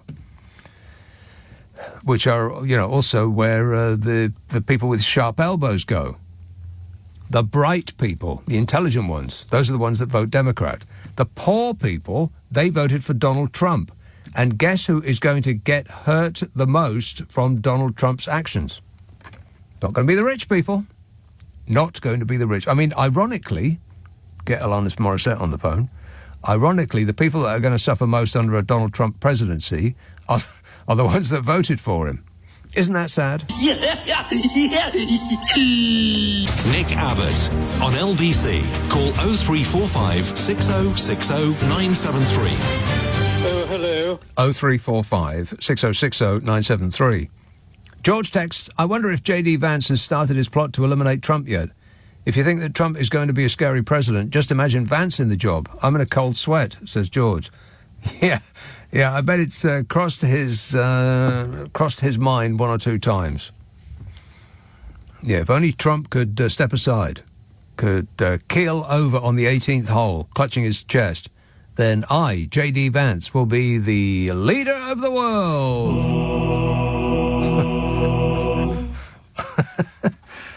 Yeah, it's actually perhaps worse a thought than another 4 years of Donald Trump. Belfast, hello, Brendan. Oh, hello, sir. Brendan. Great to hear you again, and I'm hopefully going to have a pleasant conversation with you. Well, let's find out. Okay. A wee quickie, as usual. One of us... I was listening to your previous callers, and somebody mentioned Flint, and then you asked them why they had mentioned Flint. Yeah. And the thing about Flint for me was that's where Michael Moore come from. Yes, and he did a documentary about Flint, Michigan. I think, wasn't it his first film? Maybe not. Exactly. Bowling for Columbine. Right. That on a different subject. Yeah. Yeah, and the thing about it was, it's not my main point. My main point is about Trump. But because Flint was mentioned, I remember meeting Michael Moore and his wife and daughter in Belfast. Oh, yeah. They came, he had written 2 chapters of a new book called Bowling for Columbine. And he came to a local festival where, in West Belfast, and he read out the first 2 chapters. That's all he had at that time, and he refused to allow anyone to pay in. And the reason that he had came was because his daughter had just graduated from university in America, and as a reward, she had always wanted to tour Ireland, and because that's where their family came from. And so he brought his wife and daughter as a present to her for her graduation, the tour, and he was really accessible, amenable, and he sat for hours talking to everybody. And it's on video and on film where he sat and he read the first 2 chapters of his book. But that's just my a wee claim to fame for me anyway. I think it is. Some people may think Michael Moore is totally rubbish. Do you know? Yeah. I mean, we could put that out as a texter, perhaps. What is your claim to fame? Yeah. So, can you beat Brendan from Belfast? I think people probably could. Oh, no, I also met Bill Clinton and Hillary Clinton and Chelsea. Wow, okay. I met them too. Ramping it up a bit, okay. Okay. No, but back on to my main point. Trump, I think a lot of the people, in fact, everybody, all the commentators, all the so-called experts and politicos are missing something here. They have fallen for the Trump trap. When Trump was first elected, and he thought that because he's a complete narcissist, he thought, I can control everything. I can control the FBI and the CIA and the health department and everything else. Right. He thought that everything would fall into place because he was the supreme leader. Yeah. But he found out that he needed the Senate and the House to be able to get anything through. And after he was defeated, he couldn't accept it. He couldn't accept that. So he had to say, I was cheated. Yeah. And now that he's come back, he has learned big time, and he's an evil clown. You know, he's not just a clown; he's an evil clown. Does he? So what he's done? But has he learned though? Because the people that he seemed to be employing seem just as much of in fact, more of a clown show than the last time. Yeah, I hear what you're saying. But the thing is, the last time he had like General Kelly and grown-ups, the head of the FBI and Dr. Fauci and all those people who were saying, no, it's not a good idea to inject yourself with bleach. So it's you know, he didn't know how to deal with that. So this time around, he's had 4 years of bitter disappointment and whining, every day. whining and whining. I am the most fabulous whiner. Yeah, whining. Yeah, so he's back, and the people that he has appointed this time are distractions, because he has the House, he has the Senate, the Republicans are controlling all aspects of America. He's appointed a woman who NATO and the European intelligence agencies have already said they will refuse to share information with. Tulsi Gabbard, Yeah, so that's her. He's got the rocket man, Elon Musk, who took over Twitter. Yeah, drove it into a tree. So he's going to do the same to, the various government departments that he's allowed free reign on. But none of this is going to help the American people. And the American people are going to start coming up against the hard reality of what all of this means for them really quickly. Like, they won't have their benefits anymore. Veterans won't get their checks anymore. People won't get their food stamps. People aren't going to be covered when they go to hospital. I mean, all of these little things that that ruin your everyday life are going to start happening in large amounts to the people that voted for him. And what happens then? Well, then he's going to say to the military, just shoot him in the legs, which he did last time. He's going to say it's the Democrats' fault. Well, yeah, but that's not really going to... And they will believe him. Well, they will believe him. A certain number will, yes, because they think that, like I said, that he has been sent by God to save them. Yeah. Can you imagine the mentality of somebody who thinks that? No. No, I can't either. I can't. No, it's just mystifying. How do they manage to get through the day? This time, he is much more dangerous, because while Kennedy and his appointees are juggling and doing a trapeze act for the media, and everybody's watching the big tent, he's going to be doing very serious damage to America. He's also going to be claiming more money than he ever did the last time. Well, he's got a couple of neat ways of pulling it in this time. Now he's into crypto in a big way. And if there's anything that is more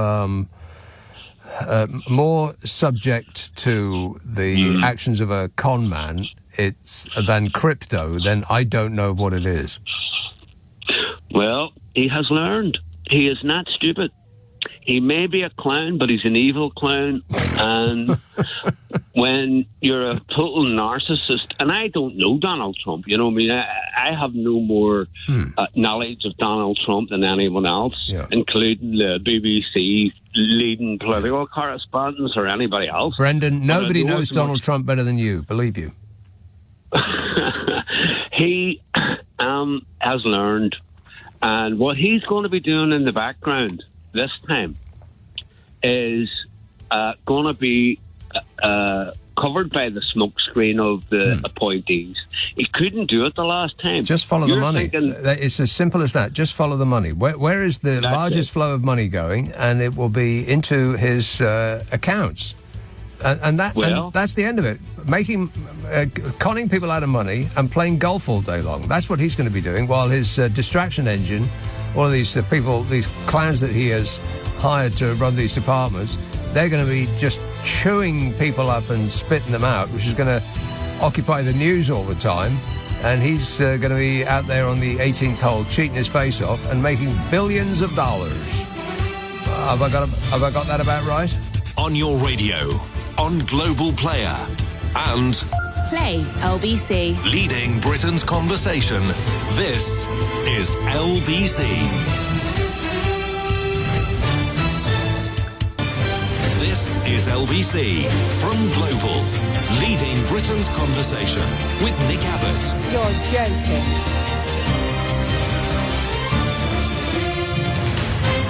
Are you trying to tell me that this is your act? Sadly, yes. Steve in Wymondham texts, I am sorry, Nick, can you stop blaming Trump for the impending doom for the world? Because when Scooby-Doo pulls the mask off, I bet it's Meghan Markle. Yeah, if it wasn't for you pesky kids. No! And Meghan Markle. This says, in Trump's defence, he still hasn't appointed his horse as a senator. Yeah, like Caligula, the Roman emperor. Yeah, just as long as Donald Trump doesn't wear a toga. Oh, can you imagine? Your Donny is popping out of his toga, Melania. I don't care. She's not that bothered. Seen it all before. 0345 6060 973. Cumbernauld. Andrew. Oh, good evening, Nick. Nice to speak to you again. Just a little correction to the last caller you had before the news, which leads into the point I was phoning up to make. Michael Moore's first film, set in Flint, Michigan, was called Roger and Me. Roger and Me, that's right. Yes. Yeah. And but Bowling for Columbine, that was another one of his films that came subsequently. About the school shootings. Yeah. Roger and Me was about the mass plant closures and layoffs of General Motors workers in Flint. Right. Now, the point I was going to make about the reason I think a lot of people voted for Trump is down to the geography of the middle part of the states, is that a lot of these states are very sparsely populated with a few big, smallish towns dotted around them. And in these towns, you'll have places like Flint that have got one employer that they depend on. Right.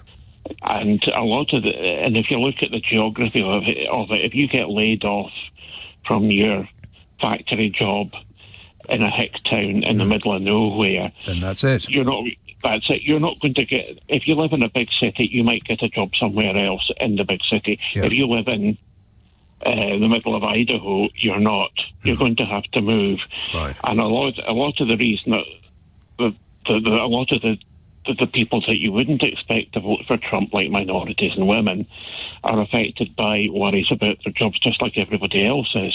And I think that the fact that he's promising to put tariffs on imports appeals to everybody in a lot of the flyover states. Well, it appeals to people who don't know what that means, putting tariffs on everything. They think that it won't affect prices because it'll be the country that is sending the goods that is paying the tariffs. But it's the other way around.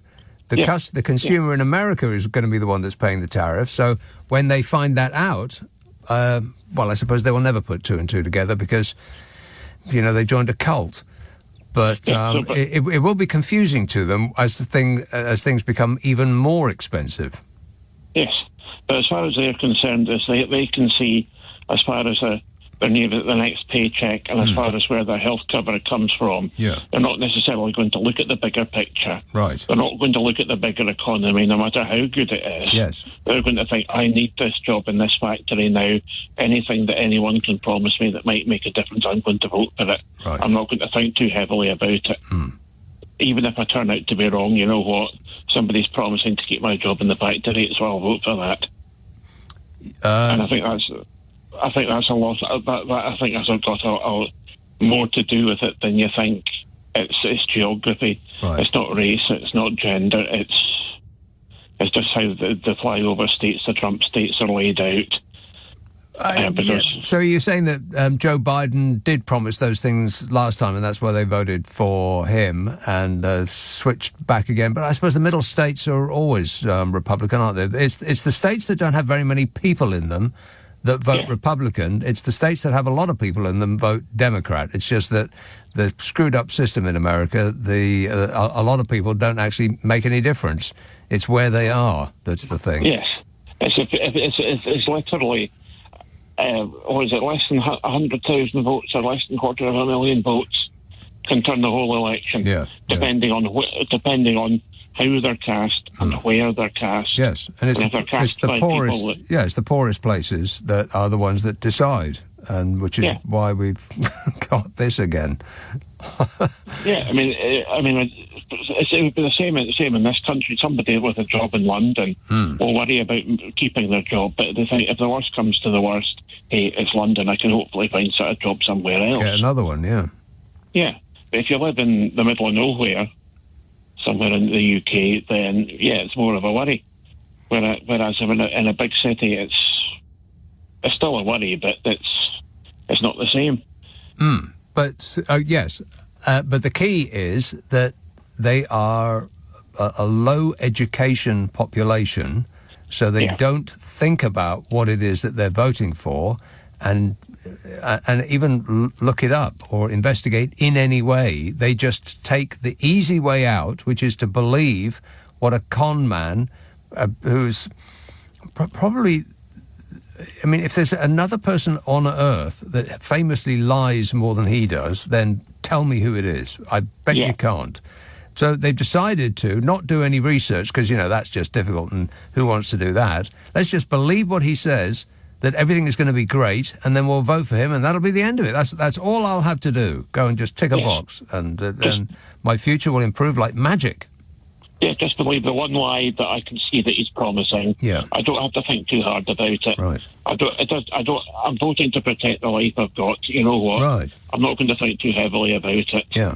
And we've just been through that. I mean, let's not get too up ourselves. We've been through that ourselves. And how's Brexit working out, by the way? Brexit's going great. Brexit's still going great. Glad to hear that. All right, good work. Thanks a lot, Andrew. 0345 6060 973.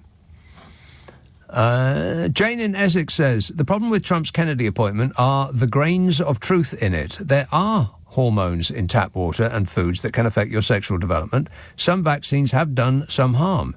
There is developing evidence for the damage Wi-Fi does to the brain, etc. I've had all of the vaccines, use a fluoride toothpaste. I'm not very biased and I'm a pragmatic lefty. But it's not black and white, unfortunately. Kennedy is dangerous, but there are lots of straws there for idiots to clutch at, says Jane.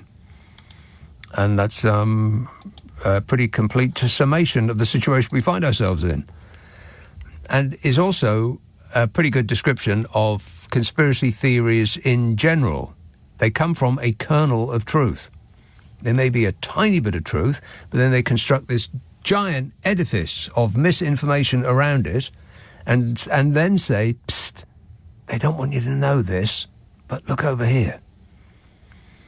And if you add the kernel of truth, the edifice of misinformation, and this feeling that you know something that other people don't, which makes you smarter than they are, then that is a pretty toxic combination. And people are drawn in vast numbers. Carnforth. Hey up, Annie. Hey up, Nick. How you doing? Great, mate. Good. I don't think it's entirely with Trump that all these people are just a distraction, although I'm sure they are. I mean, take that Matt Gaetz, that you know, the one that he wants to be the Attorney General. Yeah. He is a far right mega Trump supporter, a real yes man. And I've just watched a 25-minute programme about him actually tonight. Like, oh my God! Well, you just wanted to torture yourself. Why would you do that? I know. Well, it's an American media outlet that I watch quite a lot, and it was. I thought, oh yeah, I just watched this, and I thought, oh Jesus, you know, because I mean, not only is he.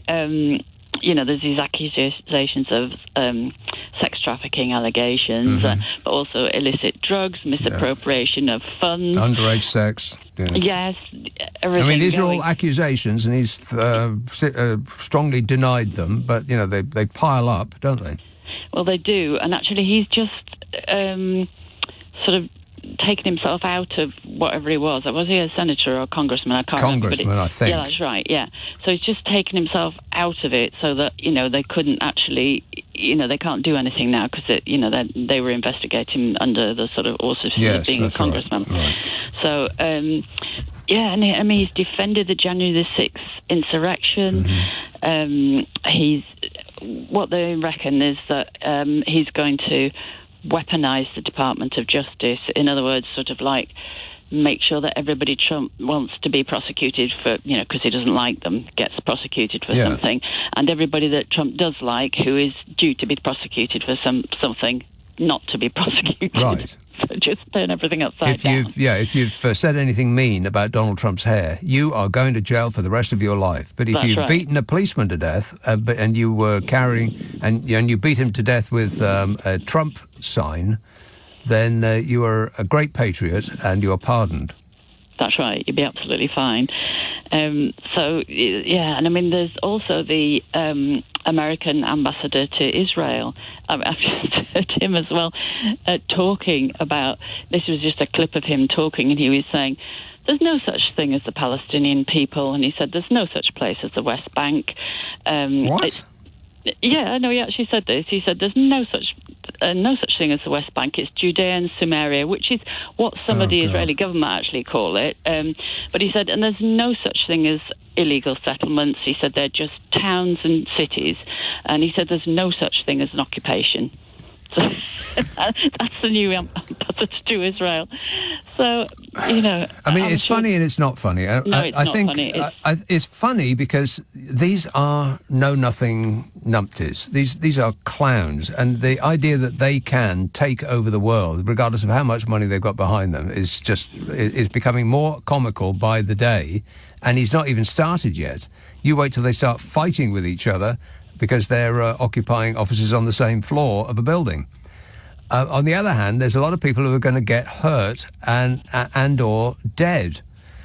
But is he a threat to humankind? Is he just a stain that will eventually get washed away like all of the rest of the stains on human history? Yeah, I think so. Yes, but I mean, I think he's the actual this new ambassador is going to be very bad news for the Palestinians. But I think that's all to do with money as well. I mean, Trump's out-and-out support for Israel is partly to do with the funding that he gets from AIPAC, but I mean the Democrats do as well. But also because his son-in-law, Jared Kushner, or whatever his name is super pro-Israel. But that's all to do with money. He's been talking about all the opportunities for real estate in Gaza. Like once they've flattened it and cleared it out of Palestine, it's like a beautiful strip of coastline, or was. So it can all be rebuilt with nice Israeli settlements that they can all make lots of money at. So a lot of it's to do with money, isn't it? And I think it's all to do with money. I think all of the rest of it is just in order to make it easier to acquire money. And I think that's all they're really interested in. I mean, do you think that Donald Trump actually cares about whether women have an abortion or not? I mean, I would assume that he would want them to. And if he has not been responsible for women having an abortion, I'd be amazed. And does he care about religion? Of course not. Does he care about anything? He doesn't care about anything but himself and his own advancement and the people around him genuflect towards him. The roar of the crowd, applause, praise. That's what he wants. He wants Daddy to think well of him, but that ship's sailed. He has, and actually he's incredibly intolerant of anybody who crosses him or who even annoys him, or like if he's got an upset stomach because he's eaten too many buckets of burgers, and or he's got to bed the wrong side, then somebody's out of the White House. I mean, he was doing it all the time last time, but people were just like, oh, they're gone, whoever they were. Advisors and people who he had in political posts and things. And half of them are warning the world not to elect him again, and the other half are in jail. Yes. And the notion that it's going to be different this time around is for the birds. I mean, of course, half of the people that are in post now are going to be in jail eventually. and the rest of them will be screaming and running for the exits. That's right. It's all too terrible. I mean, not just for the Americans. I feel so sorry for. I mean, I don't like our own present government very much, but compared to what's going on over there, you would just think, oh, thank God I'm not American.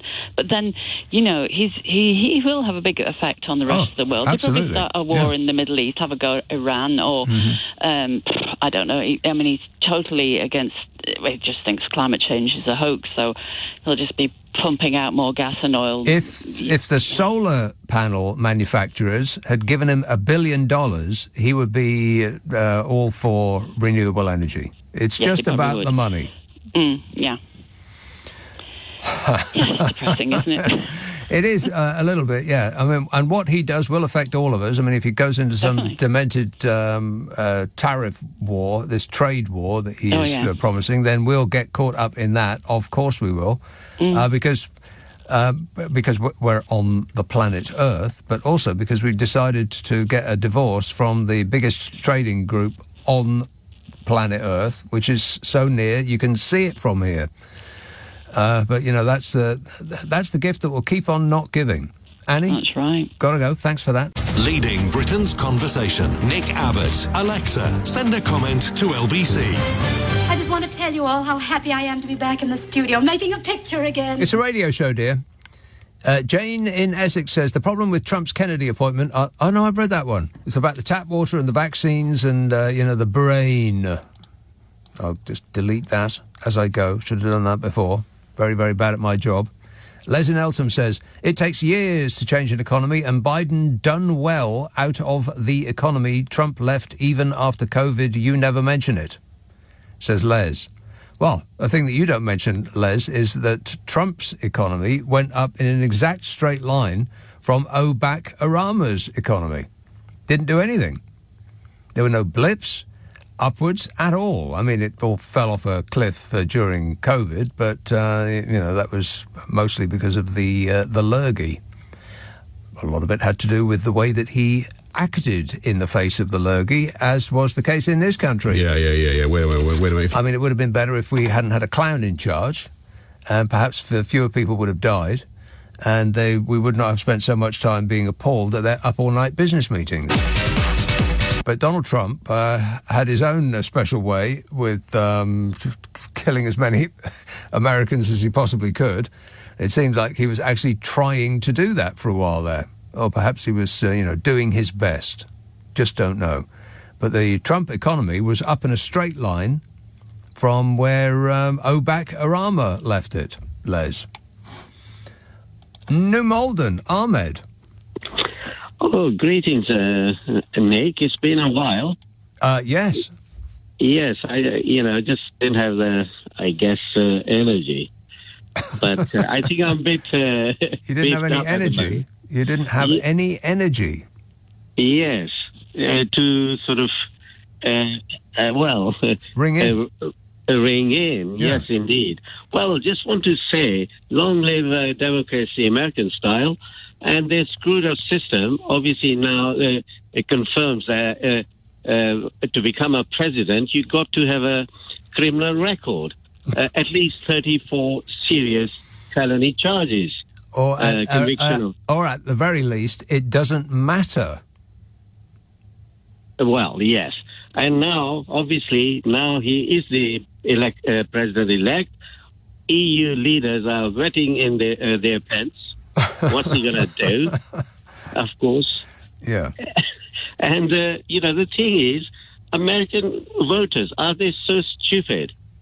In his first term, he lied more than 30,500 times. Yes. So. And they believe him. And they believe him. His fans say, he tells it like it is. Well, it just shows you, anybody now, all the criminals probably, he probably recruit all the criminals into his cabinet, I guess. Well, there are a sprinkling of criminals in his cabinet, both charged and yet to be charged.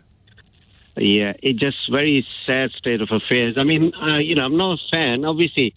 I say bring back merger because he wasted few billion pounds on this PPE and all that stuff, and just had few Christmas parties or parties in 10 Downing Street. Yeah.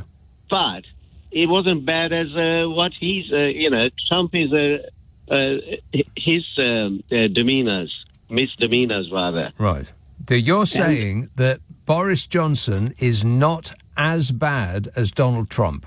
Well, I like to think so. But that's not a very high bar, though, to clear, is it? Boris Johnson, what? The great big greedy nincompoop. The great big greedy nincompoop? Well, maybe we need someone like that to liven things up. I'm going to take those words back immediately. Sorry. Right. No, but, the thing is, where is this world heading to? That's the thing. Hell in a handcart. It's heading to tomorrow, and tomorrow might be better than today. And you know when the best time on Earth to be alive is, or was? And tell me. Now. Well, indeed. Right. I just hope we're gonna be sort of American people, voters who voted for him. They are the one who's going to suffer most. Well, unfortunately, the rest of the world might do as well, especially the Palestinians. Well, we're all going to get hurt in the fallout, but the ones that are really going to get it in the neck are the ones who voted for him in the first place. The poor people in the middle of America, and it couldn't happen to a nicer bunch of people. Well, I mean, sure. I mean, the IQ must be American voters. The IQ must be very, very low, I guess. Well, they're going to cement that in place by getting rid of the Department of Education, because anybody that wants to run a country, the first people that they have to target are those that pass on information. J.D. Vance said it. He said the professors are the enemy. So those are the people that are going to go first, people who know things, who can pass on information. Well, he's going to dismantle the deep state, of course, which also includes welfare, the Medicare and everything else. Right. All of the people that voted for him are going to find out what their vote means pretty quickly. Yeah. Well, I hope it's not going to be a disastrous sort of another 4 years. Ahmed, they won't know who to shoot first. Well... and on that happy note, I got to go. But thanks for that. 0345 6060 973. Let me just check ahead, see how many of these messages I've got. Oh, my God. I'll never get through these. Liz text, what's happened as far as all the court's charges against Donald Trump? Is he no longer a convicted felon, and is Elon Musk normal? Yes and no in that order. Martin in Chelmsford says it's not discussed much, but one of the key drivers of US inflation was super profits made by retailers such as Walmart, Target and the oil companies. For example, the oil companies made $281 billion since the Ukraine war. These organizations have been ripping off their customers, and the poorly educated are too daft to work it out.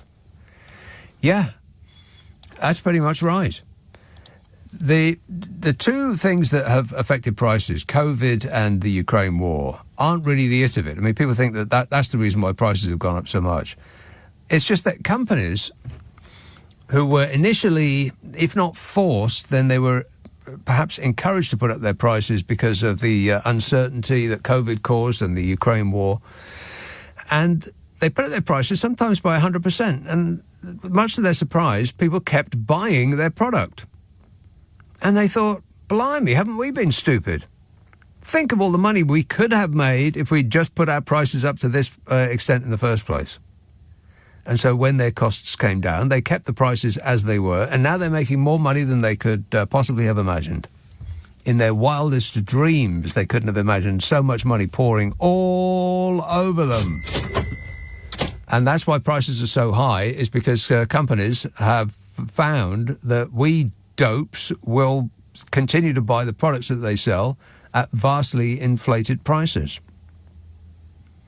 But go ahead and blame it on Joe Biden if you want. Jerry in Croydon says, Donald Trump is the gift that keeps on giving. A man who is a dab hand at spivving. His disciples all feel that to him they must kneel, genuflecting to him for their living. Oh, it's a poem. Oh, no. Is it? Jerry in Croydon texts, Donald Trump is the gift that keeps giving.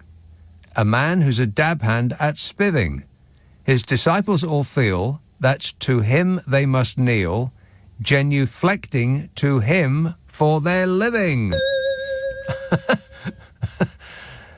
I like it. Ordinarily, I dislike poetry, but in that case, I'm going to make an exception. Excellent work, Jerry. Keith in Totnes says, I don't think the Washington politique nor the American people realise the significance of Trump's victory. It has proven that the Bernie movement, with 14 million supporters, have the power to determine which side wins. Strange that no Western politician nor broadcaster has seen the link between 2016 and 2024, says Keith in Totnes. But unfortunately, I lost interest halfway through because it didn't rhyme. Correct. Leading Britain's conversation, Nick Abbot. Alexa, send a comment to LBC. There's a radical left, Marxist, communist, fascist. Pick one, Donny. Just pick one. 0345 6060 973. Bodmin, Malcolm. Good evening, Nick. Yes, sir. I see worrying signs, my friend. Uh-oh. Uh-oh, yeah. There's been a phone call today between Scholz of Germany and President Putin. Yes. And already Zelensky is ringing alarm bells, saying it sets a very, very bad precedent. Well, he doesn't want them to do it again. Yeah, and I said after Brexit that what lots of us didn't realise was that Britain leaving Europe was bad for Europe, and in it being bad for Europe, if you come full circle, it's bad for us, because us leaving Europe dramatically weakened Europe, I think, because Germany and France was the two main nations in Europe, the richest, the most powerful, all the rest of it. They're not super duper friends. I mean, they went through a war, didn't they? A bad war. So did we. I think we played some part in it, to my recollection. But we were sort of the glue, Nick, that kept the EU away from all of that sort of focus in one sense, and interjected one, the English language to Europe, and two, a link with America. Now, I can foresee trouble ahead, because I think there are early signs of Keir Starmer actually being quite warm to Trump, and I think it could benefit him for 5 years. Could benefit Starmer for 5 years, because I think Trump is by and large anti-Europe, and I think Starmer, because of Brexit, feels he has to be anti-Europe. Now, Europe already are starting to make very, very strong noises towards being very, very sweet towards us. And it's several prongs. I think that's maybe a misunderstanding. Right. I mean, you're going along with the right-wing press, who for all of the time, before and since Brexit, have been saying that it's the European Union, they're picking on us and they're telling us what to do and they're being very mean to us, and etc. and so on. And then one sliver of good news. It looks like they're begging us. I mean, this is how they will write it up. They're begging us to come back, and they've been trying to accommodate us all along. It's just that we show up with people like David Davis, who hasn't got a clue what he's doing, and he's either late or he doesn't show up at all. And then we had that melting candle, David Frost, who's made a career out of complaining about the deal that he wrote. Well, in one sense, I think I can put you straight on any thought you have that I'm in any way led by the right-wing press. On that line is this: the European Union have rules, and we are now outside of those rules. So whatever link we might have, and ones we want, ones we don't have, every link is governed by rules. So Yeah, but we do have those rules, though. We're outside, but we still have to abide by those rules because we want to both sell to them and buy their products from them. Yeah, and Australia have to... we have to abide by Australia's rules, yeah, and exactly. America's rules, and New Zealand's rules, and out of Mongolia's rules, blah, blah, blah, blah, blah. Correct. Yeah. In every interaction between two nations, one will say, but we got to have these standards, or the other one will say, but we got to have these standards. All that is fine, Nick. But the point I make is, 3 examples. What's the lady's name? Oh, for God's sake, it escapes me now. Who? The European president. Lagarde. Oh, she's the... Anyway, the European Union president, she is pressing ahead with this youth exchange thing. Right. Now, and I assume it's with us because she doesn't need it for within Europe. No. But she's pressing ahead to push that, to try to push that. Scholz has said something about Britain needing, us needing to be close to Europe because they need us to help them against America. But I can see Starmer fighting all of these things. And I can see him going with Trump. No. Because at the end of the day, he unless he changes Britain to meet more European rules, we're not going to get anything out of Europe. No, Malcolm, we don't need to change to meet European rules because we already have European rules. We haven't changed since we were a part of the European Union. I mean, our products are still the same. And the evidence of it is the small beer of the cap on top of your plastic drinks bottle. It doesn't detach from the bottle anymore, not because of the rules that we dreamt up and put in. It's because we want to buy and sell from and to Europe. That's where the rule came from. I'm not talking about those rules, Nick. I'm talking about rules of freedom of movement and all of those issues, right? The 4 freedoms. Yeah. So those are the rules I'm on about. But Starmer's not going to ever going to go anywhere near them in his premiership, right? So my thing is this. Trump's people are already making noises that Britain, and it's the old divide and rule thing. Trump's minions are making noises behind the scenes to Britain. Look, guys, sit tight. Trump is going to like you. You're going to get... Yeah, we heard all this the first time around, and nothing happened from it. That's right. We're going to get nothing. But I think Starmer is being sucked in by all of this nonsense, Nick. And on America, I think that Trump is as stupid as we think he is. But I think his biggest problem is that it's like 4-dimensional chess minus 2 dimensions to cater for Trump. In that, these idiots that he is appointing them because he thinks whatever they say or want, none of that will happen because he is the president. He's POTUS. So he is having them because they'll do as he says. But, for example, the Bat Gates one, Nick, under Gates, Trump has appointed a serious lawyer. And he will actually be the Attorney General. But the Gates fella, he is Trump's way to do all the stupid attack dog stuff. To scare Democrats into being quiet, compliant, or whatever, okay? Yeah, so I think they're just distraction techniques. He's trying to pick your pocket, and so he's waving his hand in front of your face to try to distract you. And I think in each and every one of these big departments, intelligence, the military, I think you've got the crazies at the top, but they're going to have literally no power because I think he's got other people below him who are linked in with this project 2025. Right. Yeah, no doubt. But do you think that the crazy people at the top aren't going to have a say? That they're not going to actually have any sway over the people underneath them, and they aren't going to kick up a fuss when their every order and edict is not obeyed? Toot sweet. I mean, it's going to be an absolute. It's going to be a combination of a fight in a Wild West bar and a clown show all at the same time. I've got a big box of popcorn. No, I think let the show begin. I think that is the case because the reality is that Trump knows that all of these departments are full of brilliant people. The Pentagon. Does anybody believe that Fox presenter is going to get anywhere near the brains at the Pentagon. So I think Trump will have people under the Fox presenter who can speak to the people at the Pentagon at their level. And those are the people that we all ought to be worrying about.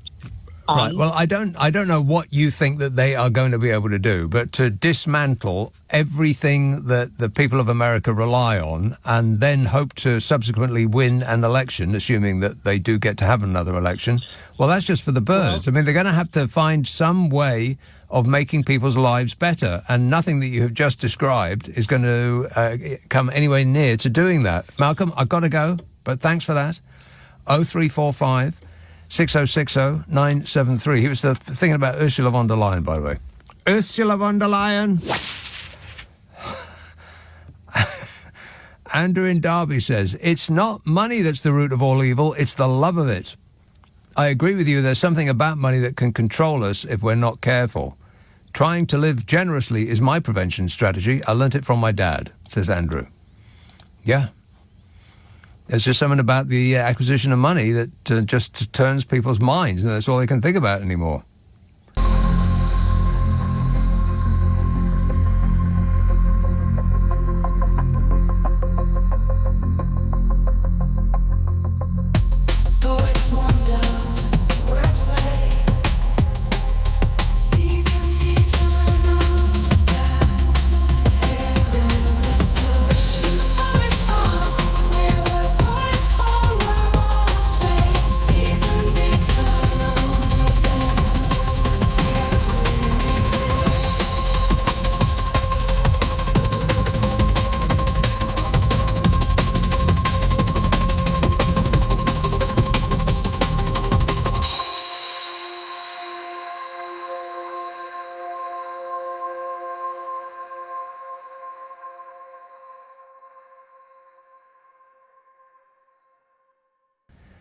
Well, and what's weird is that they don't appear to be very happy with the money that they already have, because otherwise they wouldn't be desperately searching for more of it.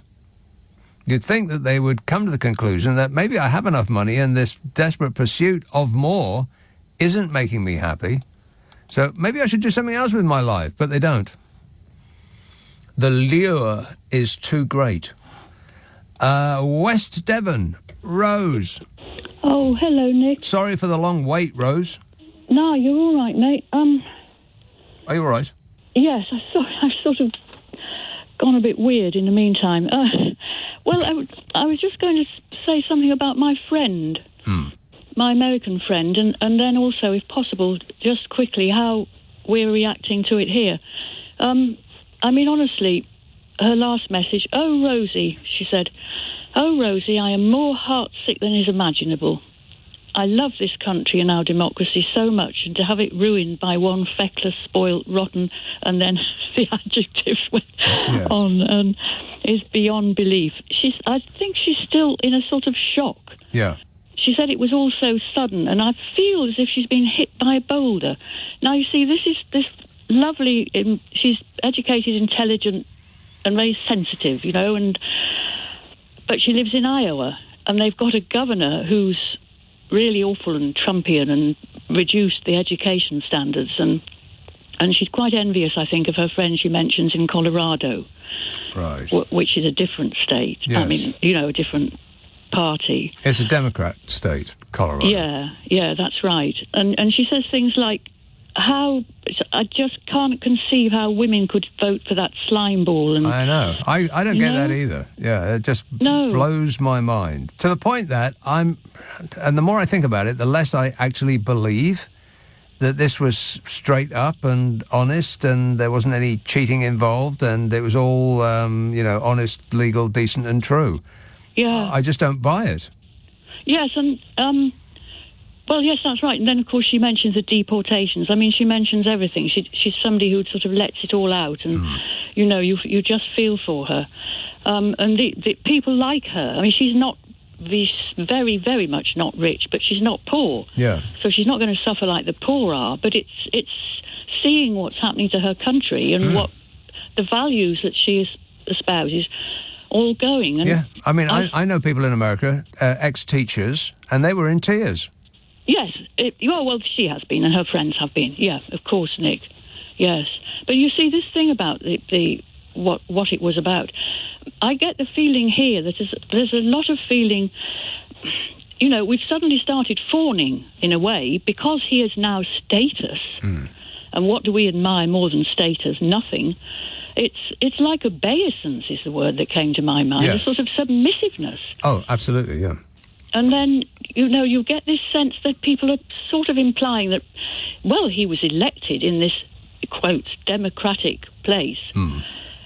But you see, checks and balances in a democracy, in a human form, they're nothing compared with the manipulation in the virtual world, are they?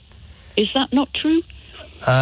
Yes, we're in a post-truth world now where facts don't matter anymore. It's all about feelings, and you can whip up people's feelings for against something that isn't there, as long as your megaphone is big enough.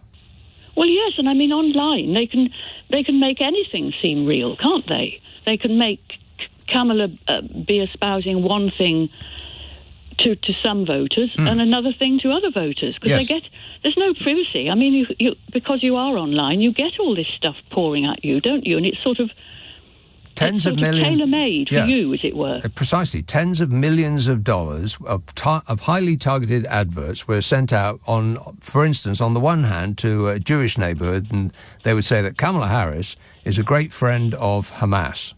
Well, there you are. And then to an Arab neighbourhood, they will say that Kamala Harris has personally delivered bullets to the Israeli army.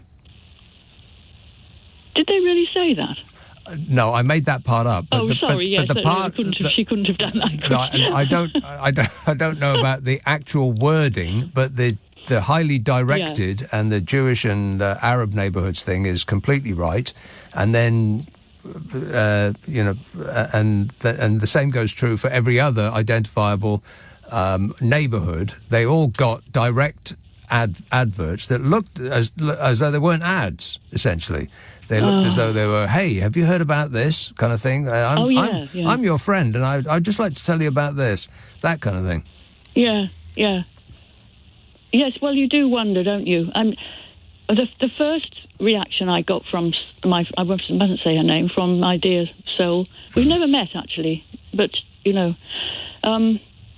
was, how can this possibly be? Because a few hours ago it was neck and neck. Exactly. Trump has won a landslide. Yeah, and I don't believe it. And he's surrounded by people who have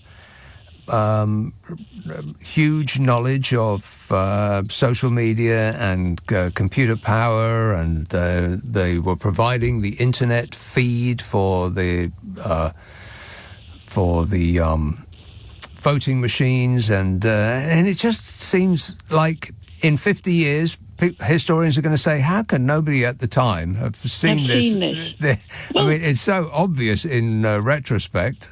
Yeah. But Elon Musk is the most powerful person in the world, because he's in charge of this thing that has now literally got into everyone's brains. Well, a lot of people are taking themselves off it. Oh. And this is the thing that we should always keep in mind. In times of desperation like this, just keep in mind that the people have all of the power. If every person that is on Twitter decided to leave it tomorrow, or just to not bother looking at it anymore, then the entire company would dissolve.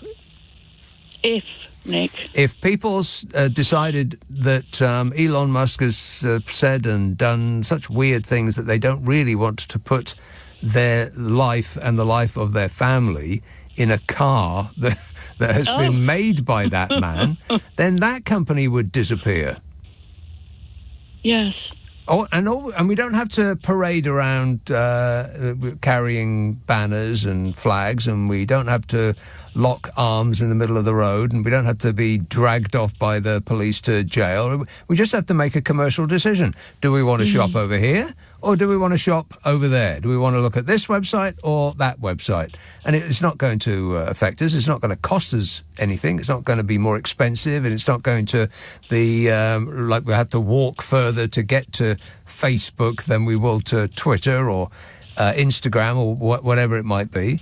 And we could, because I've said this for the longest time, that the internet is probably the greatest information and misinformation technology that has ever been invented, and people haven't used it for its maximum potential, which is to snuff out either corporations or political figures, and we could do it in an instant. We just have to think, well, hang on a minute, this organisation or that person has gone too far, and I'm going to withdraw my support. And if it was a petrol station, a petrol company, for instance, you could drive by their petrol station and go to the next one down the road 100 metres. And you wouldn't have to, it wouldn't cost you any more, and it wouldn't be a massive inconvenience. It could just be choosing to look at one website and not another. And by that method, we can take away the power from the world's richest man, and there's absolutely nothing you can do about it. My God, I wish everyone had listened to that, what you've just described, and do it. Well, it's the doing it part. It's the thinking. Thinking about it is one thing, but the human race will give up anything for a small convenience. Yeah, so we know that. The likes of us sit here thinking and thinking and thinking.